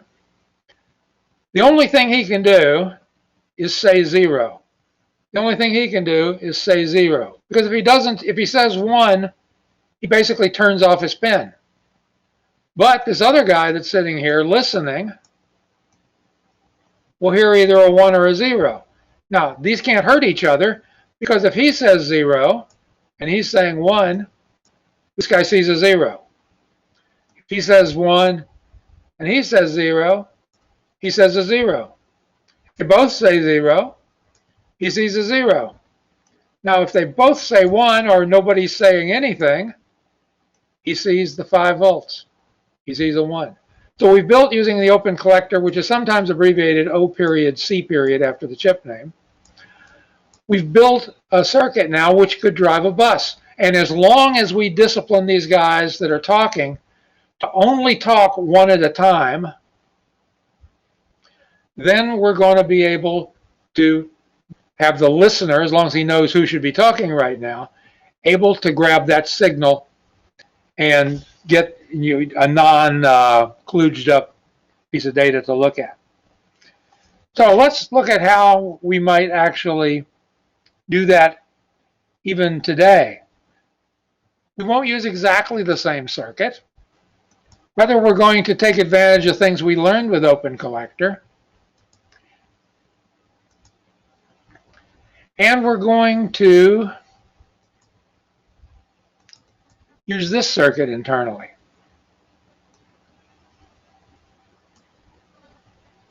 Now, this circuit's a little bit more complex to understand, and I would not necessarily expect you to be able to tell me all the voltages and things on the exam, but you need to be very familiar with this. This is what's called a tri-state buffer. Now, I don't mean Connecticut, Delaware, and New Jersey. I mean 3 states instead of 2. Instead of only having 0 and 1, we're going to have a third state. The third state is going to be called Z, or high impedance. We might call it high Z. High Z is basically the same sort of thing we saw with the open collector when it wasn't there. It said 1. But in this case, high Z literally means we can't sink or source current. We have basically disconnected for the moment from the bus. So the bus could contain a mix of zeros, a mix of ones and zeros, a mix of ones, zeros, and Z's. Z's would mean nobody is talking on the bus, and then zeros and ones would be legitimate outputs from people. Notice here, in order to be this type of buffer, we not only have a data in, we have an enable pin. So let's start and look at the first two cases. And I'm going to tell you, we're going to have a couple of things where you'll be scratching your head a little bit, but believe me, these pictures are close enough to right that we can still use them. Let's assume for a second that let me write in red so it's easier to see. Actually, I need to do this, don't I? I'm going to use big fat pencil, I hope. Let's assume that we got 5 volts here. What we'd like to see, because we've said enable, is that if we put 5 volts here on the data in, we see 5 volts out here. We're enabled, so while we're enabled, we'd like for that value to pass through. Okay, if there's 5 volts here and there's 5 volts there, this resistor basically is going to drop to some value depending on whether this transistor is turned on or not. So we better analyze the enable circuit first. If there's 5 volts here and there's a resistor, we most certainly expect this transistor to be on. If it's on, the top of this will be brought down to ground, meaning this one must be off.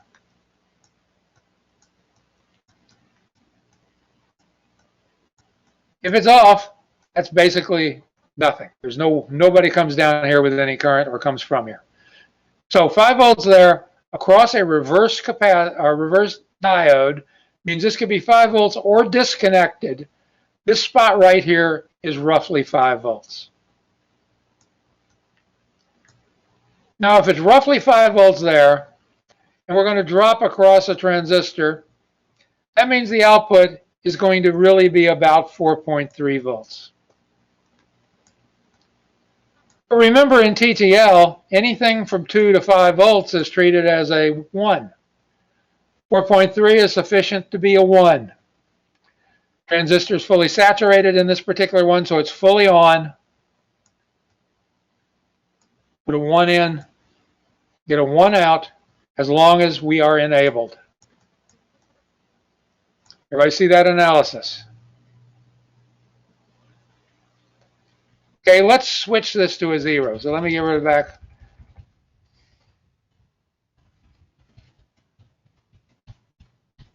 Put 0 volts there. Because we're enabled, we expect to see 0 volts here or something close to it. So let's look at our first transistor we have there, and let's take a look. And actually, let me move that so I can see your all's charming names. Let's look at this transistor. 5 volts to ground. Is it likely to be on or off? As likely current can pass through, so it's probably on. It's on. This is pulled to 0. That means this one's off. Now, this is exactly the same thing we had in the last one. But it reemphasizes that no current can be bothered by going down that leg. Now, we have 0 volts here this time. This is a regular diode. So if it's high on this side, low on that side, we'd expect to see a 0.7 volt drop here. Meaning that this spot right here must be about 0.7 volts.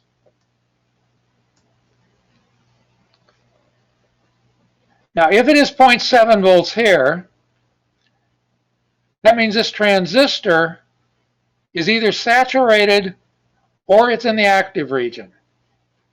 It turns out we're actually in the active region, meaning we picked our betas so we didn't saturate, but rather we turned the transistor on because we need to be able to get current through it. But if this is 0.7, this will be 0.7 lower, which is 0 volts. Additionally, we had the 5 volts going across this diode and across the face of the transistor here. So we're in the active region, and we do get a full 5-volt drop across the transistor itself. So we're turned on and active, but because of the 0.7 volt drop here, we get it. Now notice there's no resistor in this leg, which is why we can do something. We're actually in a slightly different configuration than we use for saturation. But remember, this also is a diode. Diode, when it's reverse biased, and it's definitely reverse biased because 5 volts is higher than 0.7, and this is NP material. So we can expect that it would be perfectly okay to see all 5 volts across the transistor. But we got our 0 in, our 0 out, all's well with the world. We have 2 more cases, but we can look at both of them kind of as the same case. That's when enable is set to 0. So let me undo those.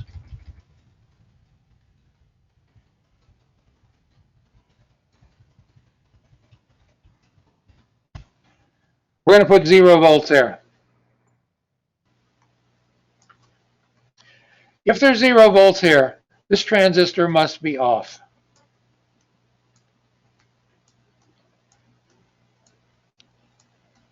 If it's off, this one must be on.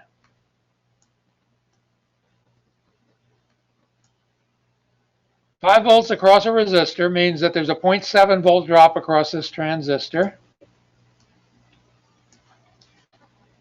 which means this is basically saturated and this is turned on, so we have 0 volts right here,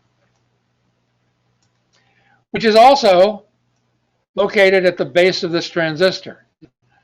0 volts can't possibly be turning this on right here. There's no way. This transistor can't turn on. Current can't flow through the transistor out. Current can't flow through the transistor in.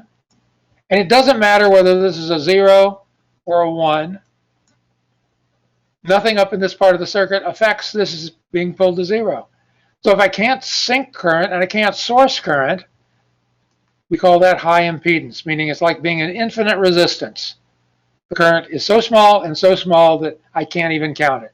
So my tri-state or third state is disable thyself, and my output can't sink or source current. Therefore, it's exactly the same as if I didn't exist.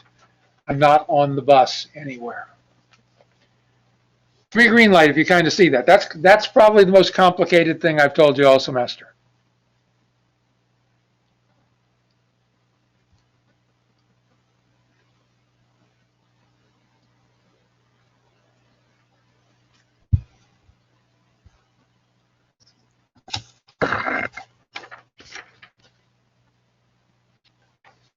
Okay, so let's look at how we might implement that in TTL. Remember, all this stuff can also be done in other technologies, but we've been focusing on TTL to start. Let's look at a buffer register.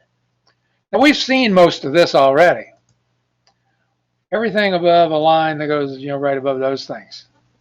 Everything up that way we've seen before. Just to remind you what this is, it's 4 D flip-flops.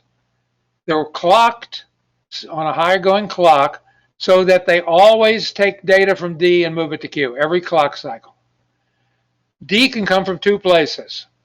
It can come either from X, or it can come from, if load is, well, that would happen if load is asserted, or it can come back from Q and simply recycle the old value of Q. There is an asynchronous clear signal, and we were reading the result on Q. So in the old days, we always saw whatever was inside these flip-flops. If we looked before we get to these boxes down here, we would simply see all the time. Even if we loaded, we'd see the new value.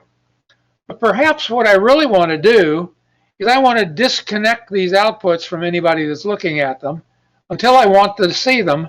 Then I'll enable it and they can see what it is. That way these can be changing all over the place, and I only enable it when the value I want to have in the register is the one that's in there. So this picture of a buffer has 3 leads: input, output, and enable. When enable is asserted, in this case it's a positive going enable, and it's also a non-inverting buffer, the data simply passes through, a 0 or a 1. If enable is not asserted, what gets passed through is a Z. That means this whole thing can disconnect from a buffer. I'm sorry, a bus. I accidentally looked at the clock and misread it. So let's talk about buses for a second one more time, now that we have this newfound knowledge. And we will do a lot more of this, obviously, when we design our processor. But buses are quite often drawn as just a series of wires. So let's say we had 4 wires. And we draw these as though individual boxes or units that can do some sort of processing are attached to it. Now, it would be very tedious, although I think I have a picture that does it, to hook all 4 wires up. Let's say that's the ones that this guy can write. Maybe this guy can write. He also can read. So you could imagine 4 more wires over here. This could get really messy quickly if you had, 100 bus lines and you had multiple guys. So we want to be able to represent these boxes talking to each other. And what I think we're going to use for a good starting point is this picture right here, where we actually pulled out the wiring. I have 4 boxes. Let me shrink it. I don't have a good intermediate size for this guy, unfortunately. We have 4 boxes. Let's just look at one of them, then we can talk about the others. His name is A. We don't know what he does functionally, but we have this bus, W3, W2, W1, and W0. Taken together, we call that a wire bus. We might even call it the W bus. So the W bus for this box can load those 4 bits into himself, and he can enable his results back onto the bus through 4 other wires. So he can read in, he can write out. We'll talk about loading and writing, or reading and writing if you wish. Now, a couple things you need to know. Boxes that are hooked to the bus can load from the bus, they can read from the bus. So that would be read would be load. They can write to the bus, or they can read and write. If they're going to participate in the bus, they have to have at least one of those. But they don't have to do both. However, if they're going to load, meaning read from the bus, they need to have 2 things: a load signal and a clock. Because in our world, we're always going to load from the bus on the rising edge of the main clock. That gives us time during the low section to set up the bits the way we want them, then to load, and we'll have some period of time which we declare to be when it has to be stable. And then when we drop into the new section, we might change who's loading and who's enabled. But the second thing is that if you're enabled to write to the bus, you need to have an enable signal. You do not need a clock because you're going to do it at the start of the low part of a clock, which somebody external to you is going to set that signal. And as soon as you see it, you're going to start writing on the bus. Now, only one person at a time, one box at a time, can write on the bus. So if E is enabled, none of the other boxes will be enabled. But they all could be loading. So let's take an example. And we won't worry that there's 2 other boxes down there. Let's say that this box contains 0, 1, 0, 0. And this box right here currently contains 1, 1, 1, 0. Our goal is to move that piece of data into that box. At a low clock somewhere, we would set some signals. We would set load C, and we would set enable A. Now what that would do is, assuming we're at the moment of time right before we do that, the bus would contain all Z's because nobody's writing. So anybody who would be reading right now wouldn't see any good data. However, if the clock goes low, we set to enable A, load C. When we enable A, the bus is getting 0, 1, 0, 0. And they won't get stable perhaps till about here. Now, we need to hold that signal. So once we set our signals, if we're writing to the bus, we hold it for what to us appears to be the entire clock cycle. Halfway through this clock cycle, the clock is going to go high. Since C is all ready to read, meaning his load is already set, he'll go to the bus, he'll replace what he currently has with 0, 1, 0, 0. And we will have successfully transmitted the data. We'll get a falling clock. On the falling clock, these signals are removed, perhaps replaced by others, but if not, the bus will resort going back to all Z's. But of course, since nobody has got a load signal asserted right now, nobody will be looking at that. Now, I can, let's see where we got one here. Represent those boxes slightly differently. Any box that can write to the bus, I can consolidate all of those wires into a single fat arrow. And inside the arrow, I might write a 4, saying there's 4 bits. I might even collapse the entire bus down into a big rectangle that has a WBus name above it or in it. And then somewhere perhaps a number that indicates there's 4 bus lines. So if I wrote to the bus, what signal do I know I have to have? Well, I have to have an enable. An enable will always be asserted on a low clock during the cycle at which I'm going to be writing to the bus. If I can only read from the bus, I will have an arrow pointing in me. Again, I'll use a fat arrow if possible. It'll have a number in it saying how many lines of the bus I'm reading. And I need 2 signals. I need a clock and a load. If I can go both directions, I can read and I can write.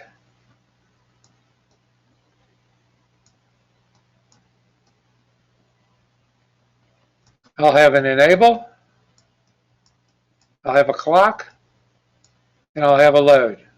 I'll also have numbers, how many bus lines I can read. Now it turns out if these 2 numbers are the same, I might draw the arrow as a double-headed arrow, indicating this guy can go both ways. Again, he'd have 3 signals, E, clock, and load.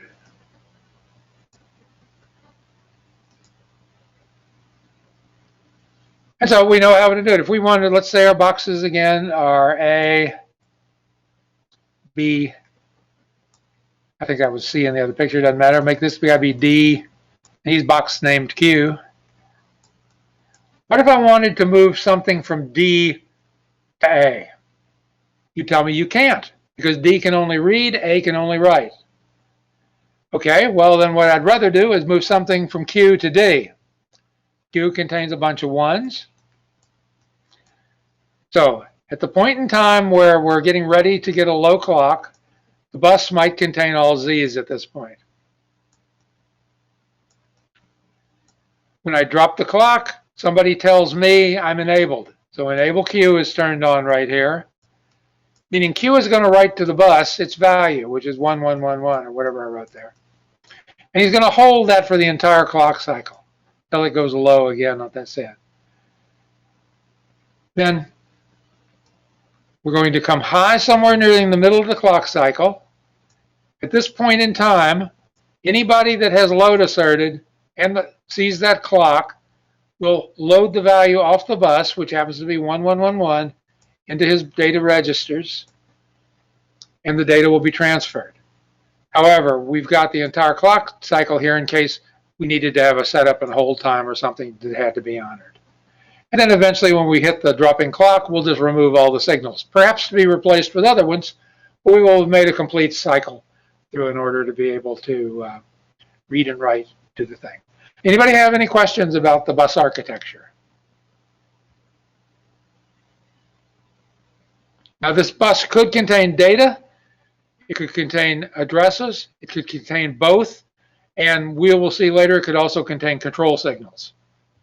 So we'll talk in great detail about this and you'll become an expert at this. You're going to be so, by the time that prom does come around, and I'm not talking about the programmable one, you'll be so able to chat people with that. Imagine when you talk to them at the prom and you're doing the, I don't know, what's popular these days, the fall on the floor and roll around dance. You'll be able to talk about, the bus. Okay, let me get rid of that. And let me look and see if I had anything else on my syllabus there that I wanted to know where those two windows are. I guess they're on the other side. Oh, yes, I do. Those are Java programs that are running.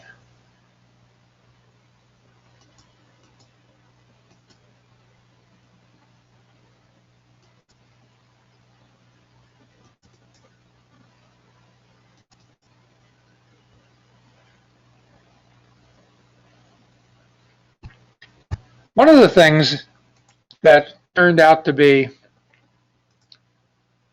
useful when people started programming in languages like assembly language, we'll learn assembly in here, and you'll think it's a high-level language by the time we get there because it'll be that comfortable to you. But we had languages that developed like Fortran and COBOL and PL1 and some of those early languages that really were simply ways of writing assembly language so that the assembly language could write the underlying machine code. Now, assembly language is kind of almost one-for-one with the machine code. Certainly the opcodes are. But it has some things that kind of describe the environment as well. And so it was a really blessing to programmers to be able to not have to write down the zeros and ones, but to be able to write something which could express those as mnemonics. Saying the word add, ADD, is more meaningful than saying 0001. And then to know that subtract is 0010 would be a far stretch for somebody that was just listening to those bit names. And when we wrote programs which were even a higher level language like C, it became an easy way to write assembly. And today we have languages like Java, C#, Python, some of those things, which can express basically what C language constructs would be, so they could write assembly so they could write the code. Somebody says, why don't we just do that with hardware also? Why don't we make the hardware so internally it's programmable? And I don't mean programmable like we saw earlier in I can just change what the bits are. Why don't we make those bits be attached to some sort of function that's inside the chip? People scratched their beards and they thought for a while on that. They thought, that's not that bad an idea. We could do that. And a way we could do that would be, let's insist that the people doing hardware think about their problems in terms of basically minimize sums of products. Wait a minute, that's what we're doing, so that's good. We're doing the right thing.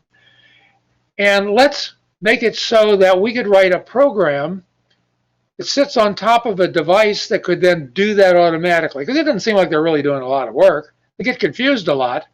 But I bet Quinn McCluskey is really easy to program. And Karnow map for small things, if we don't forget about the case where we have superfluous blocks, that would be easy to program. Why don't we take that concept and let's move it into the hardware world? And let's build hardware which internally might have, let's take a simple one, might have something that looks like that in it.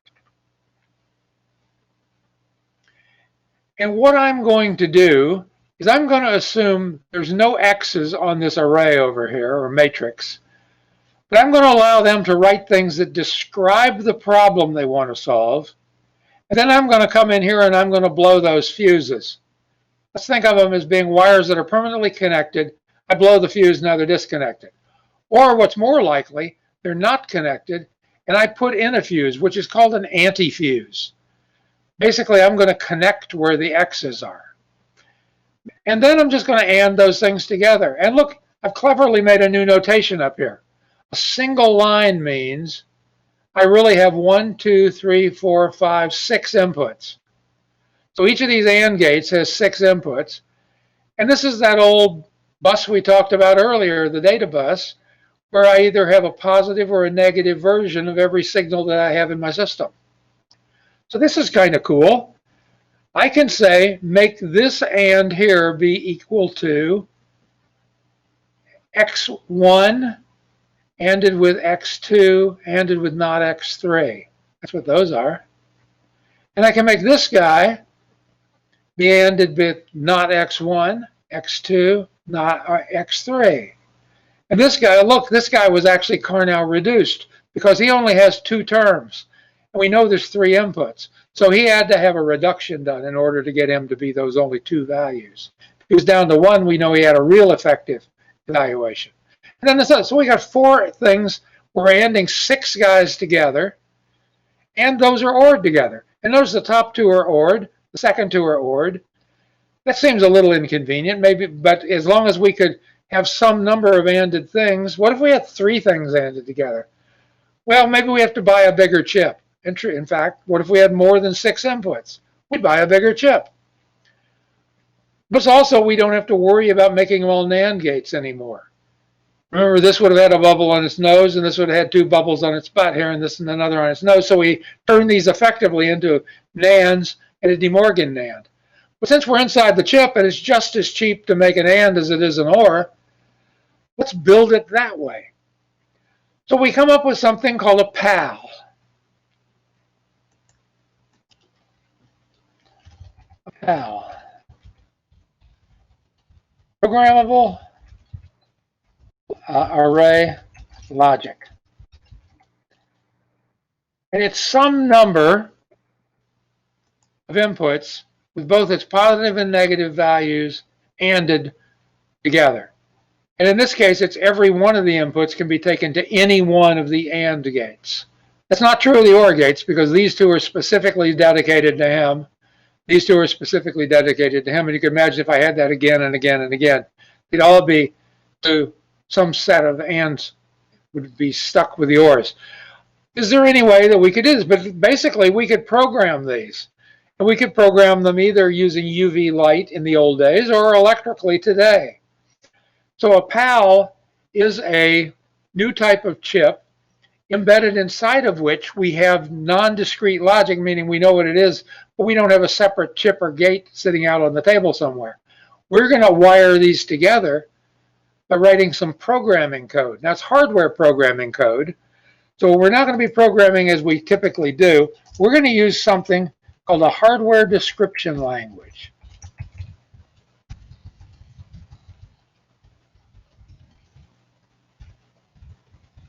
Because in hardware, what we're really describing are things like state machines. We're describing this sort of a situation where we have things ANDed, but we, of course, could take this off out of the chip and take it over to the inputs of some D flip-flops. And if we had some flip-flops, and ultimately, if we could build some flip-flops in here, we could build an entire state machine inside of a single chip. Methinks that sounds pretty interesting because that's kind of what a CPU is. We might be able to, well, we'll hold off on that. Now, that's maybe getting a little ahead, but we'll think in terms of hardware descriptions, not in terms of if, then, while statements. We'll describe the hardware, and by telling it what we want it to do, we'll let it write what we'll call a fuse map that will know how to create the fuses correctly in this area of combinational logic. So I'm liking this. I would like it better if I could do something about this. So all I have to do, of course, wait for the engineers to come up with something a little different.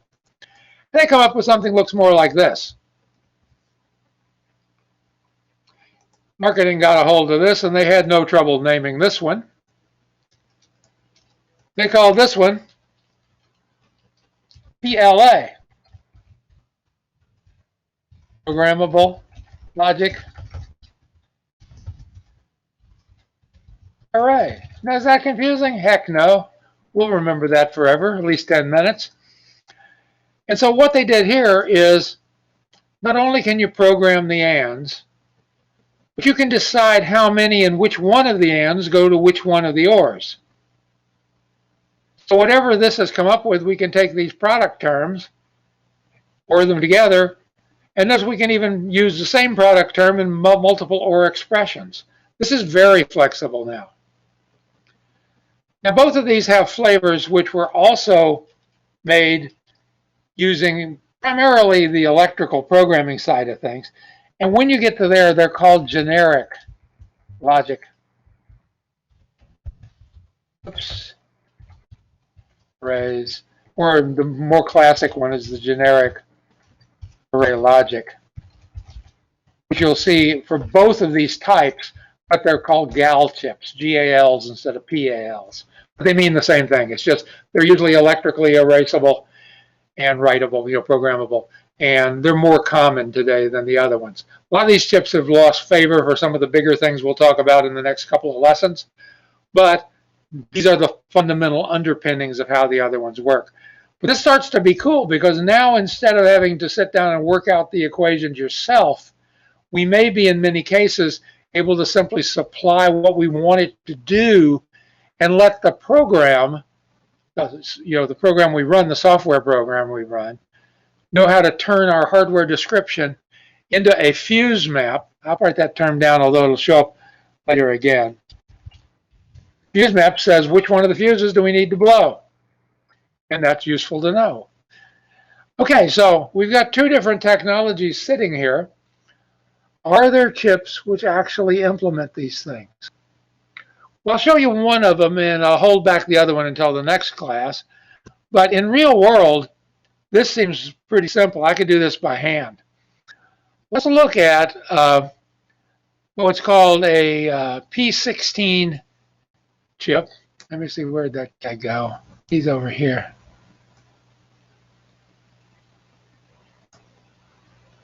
We'll look at the L8 variety to start with. He has basically 16 input outputs, of which 8 of them are special. Okay, and I'll show you later why. In the one that's the 16L8, their specialness is that those extra 8 are just like the others except for their inputs and outputs. So not only do I have all these inputs on the chip and a couple just plain old output or inputs and a couple plain old outputs, I have 8 of these which are capable of being either an input or an output. So sometimes mapping it into the chip is going to be a little bit of a problem, but we'll see what that means in a few minutes. So let's move ahead here, and we'll see some of the other types that we could have. One of them is here, and it basically has 4 flip-flops available on the outside. So it's a little more complex than what we've seen. Here's one that has, I think it's 6 flip-flops. No, 6 flip-flops, in addition to the inputs, plus a couple of pure input-outputs. And then finally, the last one has a whole bunch of inputs and a whole bunch of flip-flops. It doesn't have any just plain old outputs. So while they're different inside, a particular configuration will fit a problem better. If you're doing a state machine and it has 16 states, this guy here looks like he's going to be really useful because he has 4 flip-flops built into him. And obviously, seeing all these means that it must be a little bit more complicated than the picture we saw already. How much more complicated could it be? Well, let's look at the one that's got the 8 and let's just see what we think. This would be a diagram in kind of a more, this is a more European format. We won't detail this one in this class, and there are the 4 different varieties. But here is what's in there. Okay. So before we zoom in, I want you to appreciate the fact that everywhere a wire crosses is a fuse. So there's a huge amount of connectivity. This is array logic as opposed to logic array, in that we have a fixed number of ORs that we're going to use. but there's a small benefit to the number of ores in some chips. Not on this one, but in some of the others. Notice, and I'm going to go up to the top up here and zoom in, and we'll move around on this a little bit. Notice that as we get toward the output of this particular chip, this is an output only one, we have one OR gate here, which can handle 1, 2, 3, 4, 5, 6, 7 outputs of AND gates. Remember, these are the product terms. Now, single line means that it has multiple inputs. How many? It turns out that this crosses all 32 of the vertical lines. So each of these AND gates has 32 inputs. So the only time they're true is if all 32 are true. And we have 8 of those gates, the top one of which is the enable signal for a buffer. Notice this guy was an inverter buffer. He has an enable line which can have control logic saying when to turn it on and off. Then an output pin, which is fully what we call tri-stated, because it can be a 0, a 1, or if this is disabled, a Z. Now we look at the second, and the ones that can be input-output, they additionally have what looks like something going to this funny-looking thing here. What this is the output or the input on this pin can be fed back in both its positive and its negative form into that matrix. Every pin on the chip terminates at 2 dots and it comes in from the side. So every pin on the chip is brought into the matrix and is attached to its own vertical row, both as a positive signal and an inverted signal. Remember in our original picture, that was the left-hand half of a PAL? All of the signals are available. How many are there? Well, there's actually 1, 2, 3, or 0, 1, 2, 3, 4. So there's 1 pin, 2 pin, 3 pin, 4 pin. But some of these vertical lines, instead of being input pins exclusively, also are the result of feedback from output we could have produced. So we can use the output we're producing as input back into the matrix. So our mission would be, of course, to figure out which fuses have to be blown in order to make this do the correct function. And if we look at one that has flip-flops, they're slightly more complicated. Oops. Did I miss it?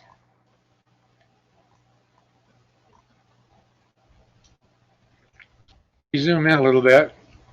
You see that the flip-flop, the output of the OR gate goes to the D of each flip-flop. They all share a common clock. Their C1 output here feeds back into the array. Now the C1 output on this is actually related to the name of this. The little inverted thing is the inversion of Q. But if we look at the signal here, we'll see that Q itself is actually the inversion of a signal which has been enabled by that pin at the top. Actually, I think they moved it to the bottom. The output enable is down here. So the output enable in this particular one applies to the pins which are flip-flopped and fed back. But the ones that could be input-output are just the same as the other ones were, and theirs are calculatable. So for the flip-flops, we have an output enable which is exclusive across all of them, meaning they share one. They also share a clock, and we'll see that they have inputs into the matrix and out to the outside world on a pin named Q. Now, without going into that in detail, we'll go over much more detail on the chips we're actually going to be looking at. But I want to show you what the programming languages actually looked like. We'll start with a very simple one. Let me try to get it over here where I can see it.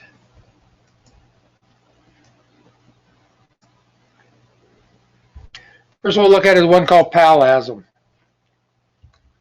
This is the example of a PALASM, our PAL program, for the chip we were just looking at with the 4 flip-flops. It's called a PAL16R4 or a GAL16. It's a counter, a 4-bit counter with a synchronous clear. And what this says over here, 4-bit counter with synchronous clear. Here were the authors. Here are the signals that we're actually naming. And here are where they should be connected in terms of our logic statements. Slash means invert. So here's the signal. This is an assignment statement. The pluses mean or, the slashes mean invert, the stars mean and.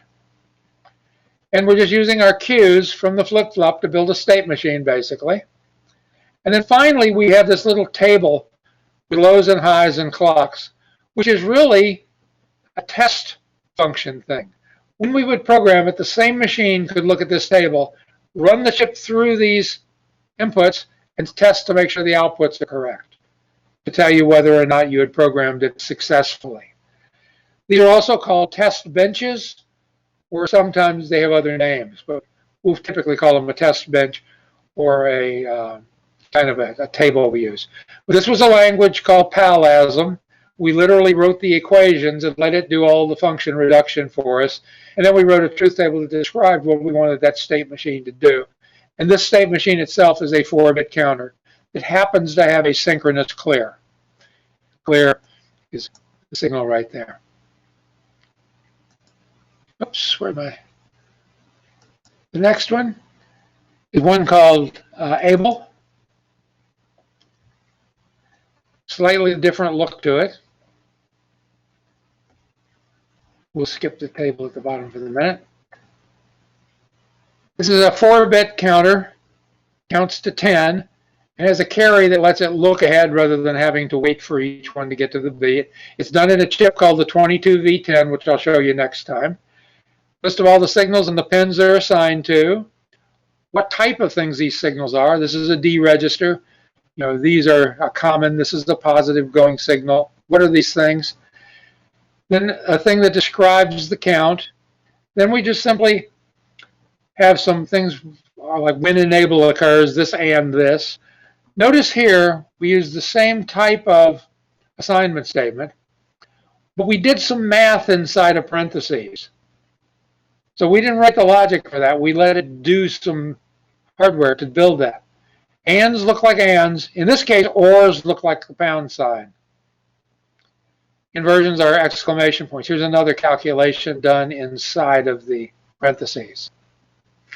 And then finally down here, we determine what carry is by an equation anded with, you know, a function that we created up here. And finally, down at the bottom, we have our test vectors or our test bench. And it says, do all these things, and we should see these things on the output. So it can be tested. And the final one I'm going to show you tonight is a hardware description language, which is still, you can still use it. It's still around. It's called CUPL, C-U-P-L. And it's 2 columns here, just the way I put it in the thing. Describe what the pins are equal to. Define some things, and we just basically wrote the state machine. We said, we're going to have a sequence, lock as a start state. And what's going to happen here, if the present state is it's locked, if we see a coin, the next state is open. If we don't see the coin, next state is locked. However, if we're in open state, if we see walkthrough, we lock it.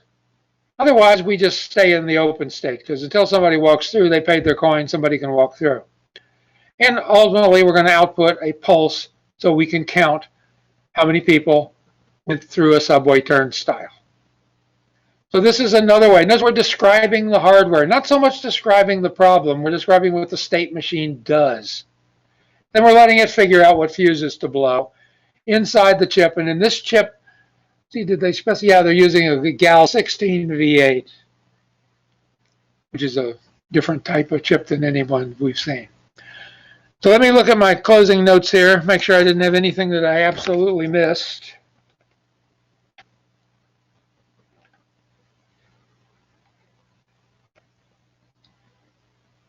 And I believe we're pretty good. Does anybody have any classes or questions before we close for the evening?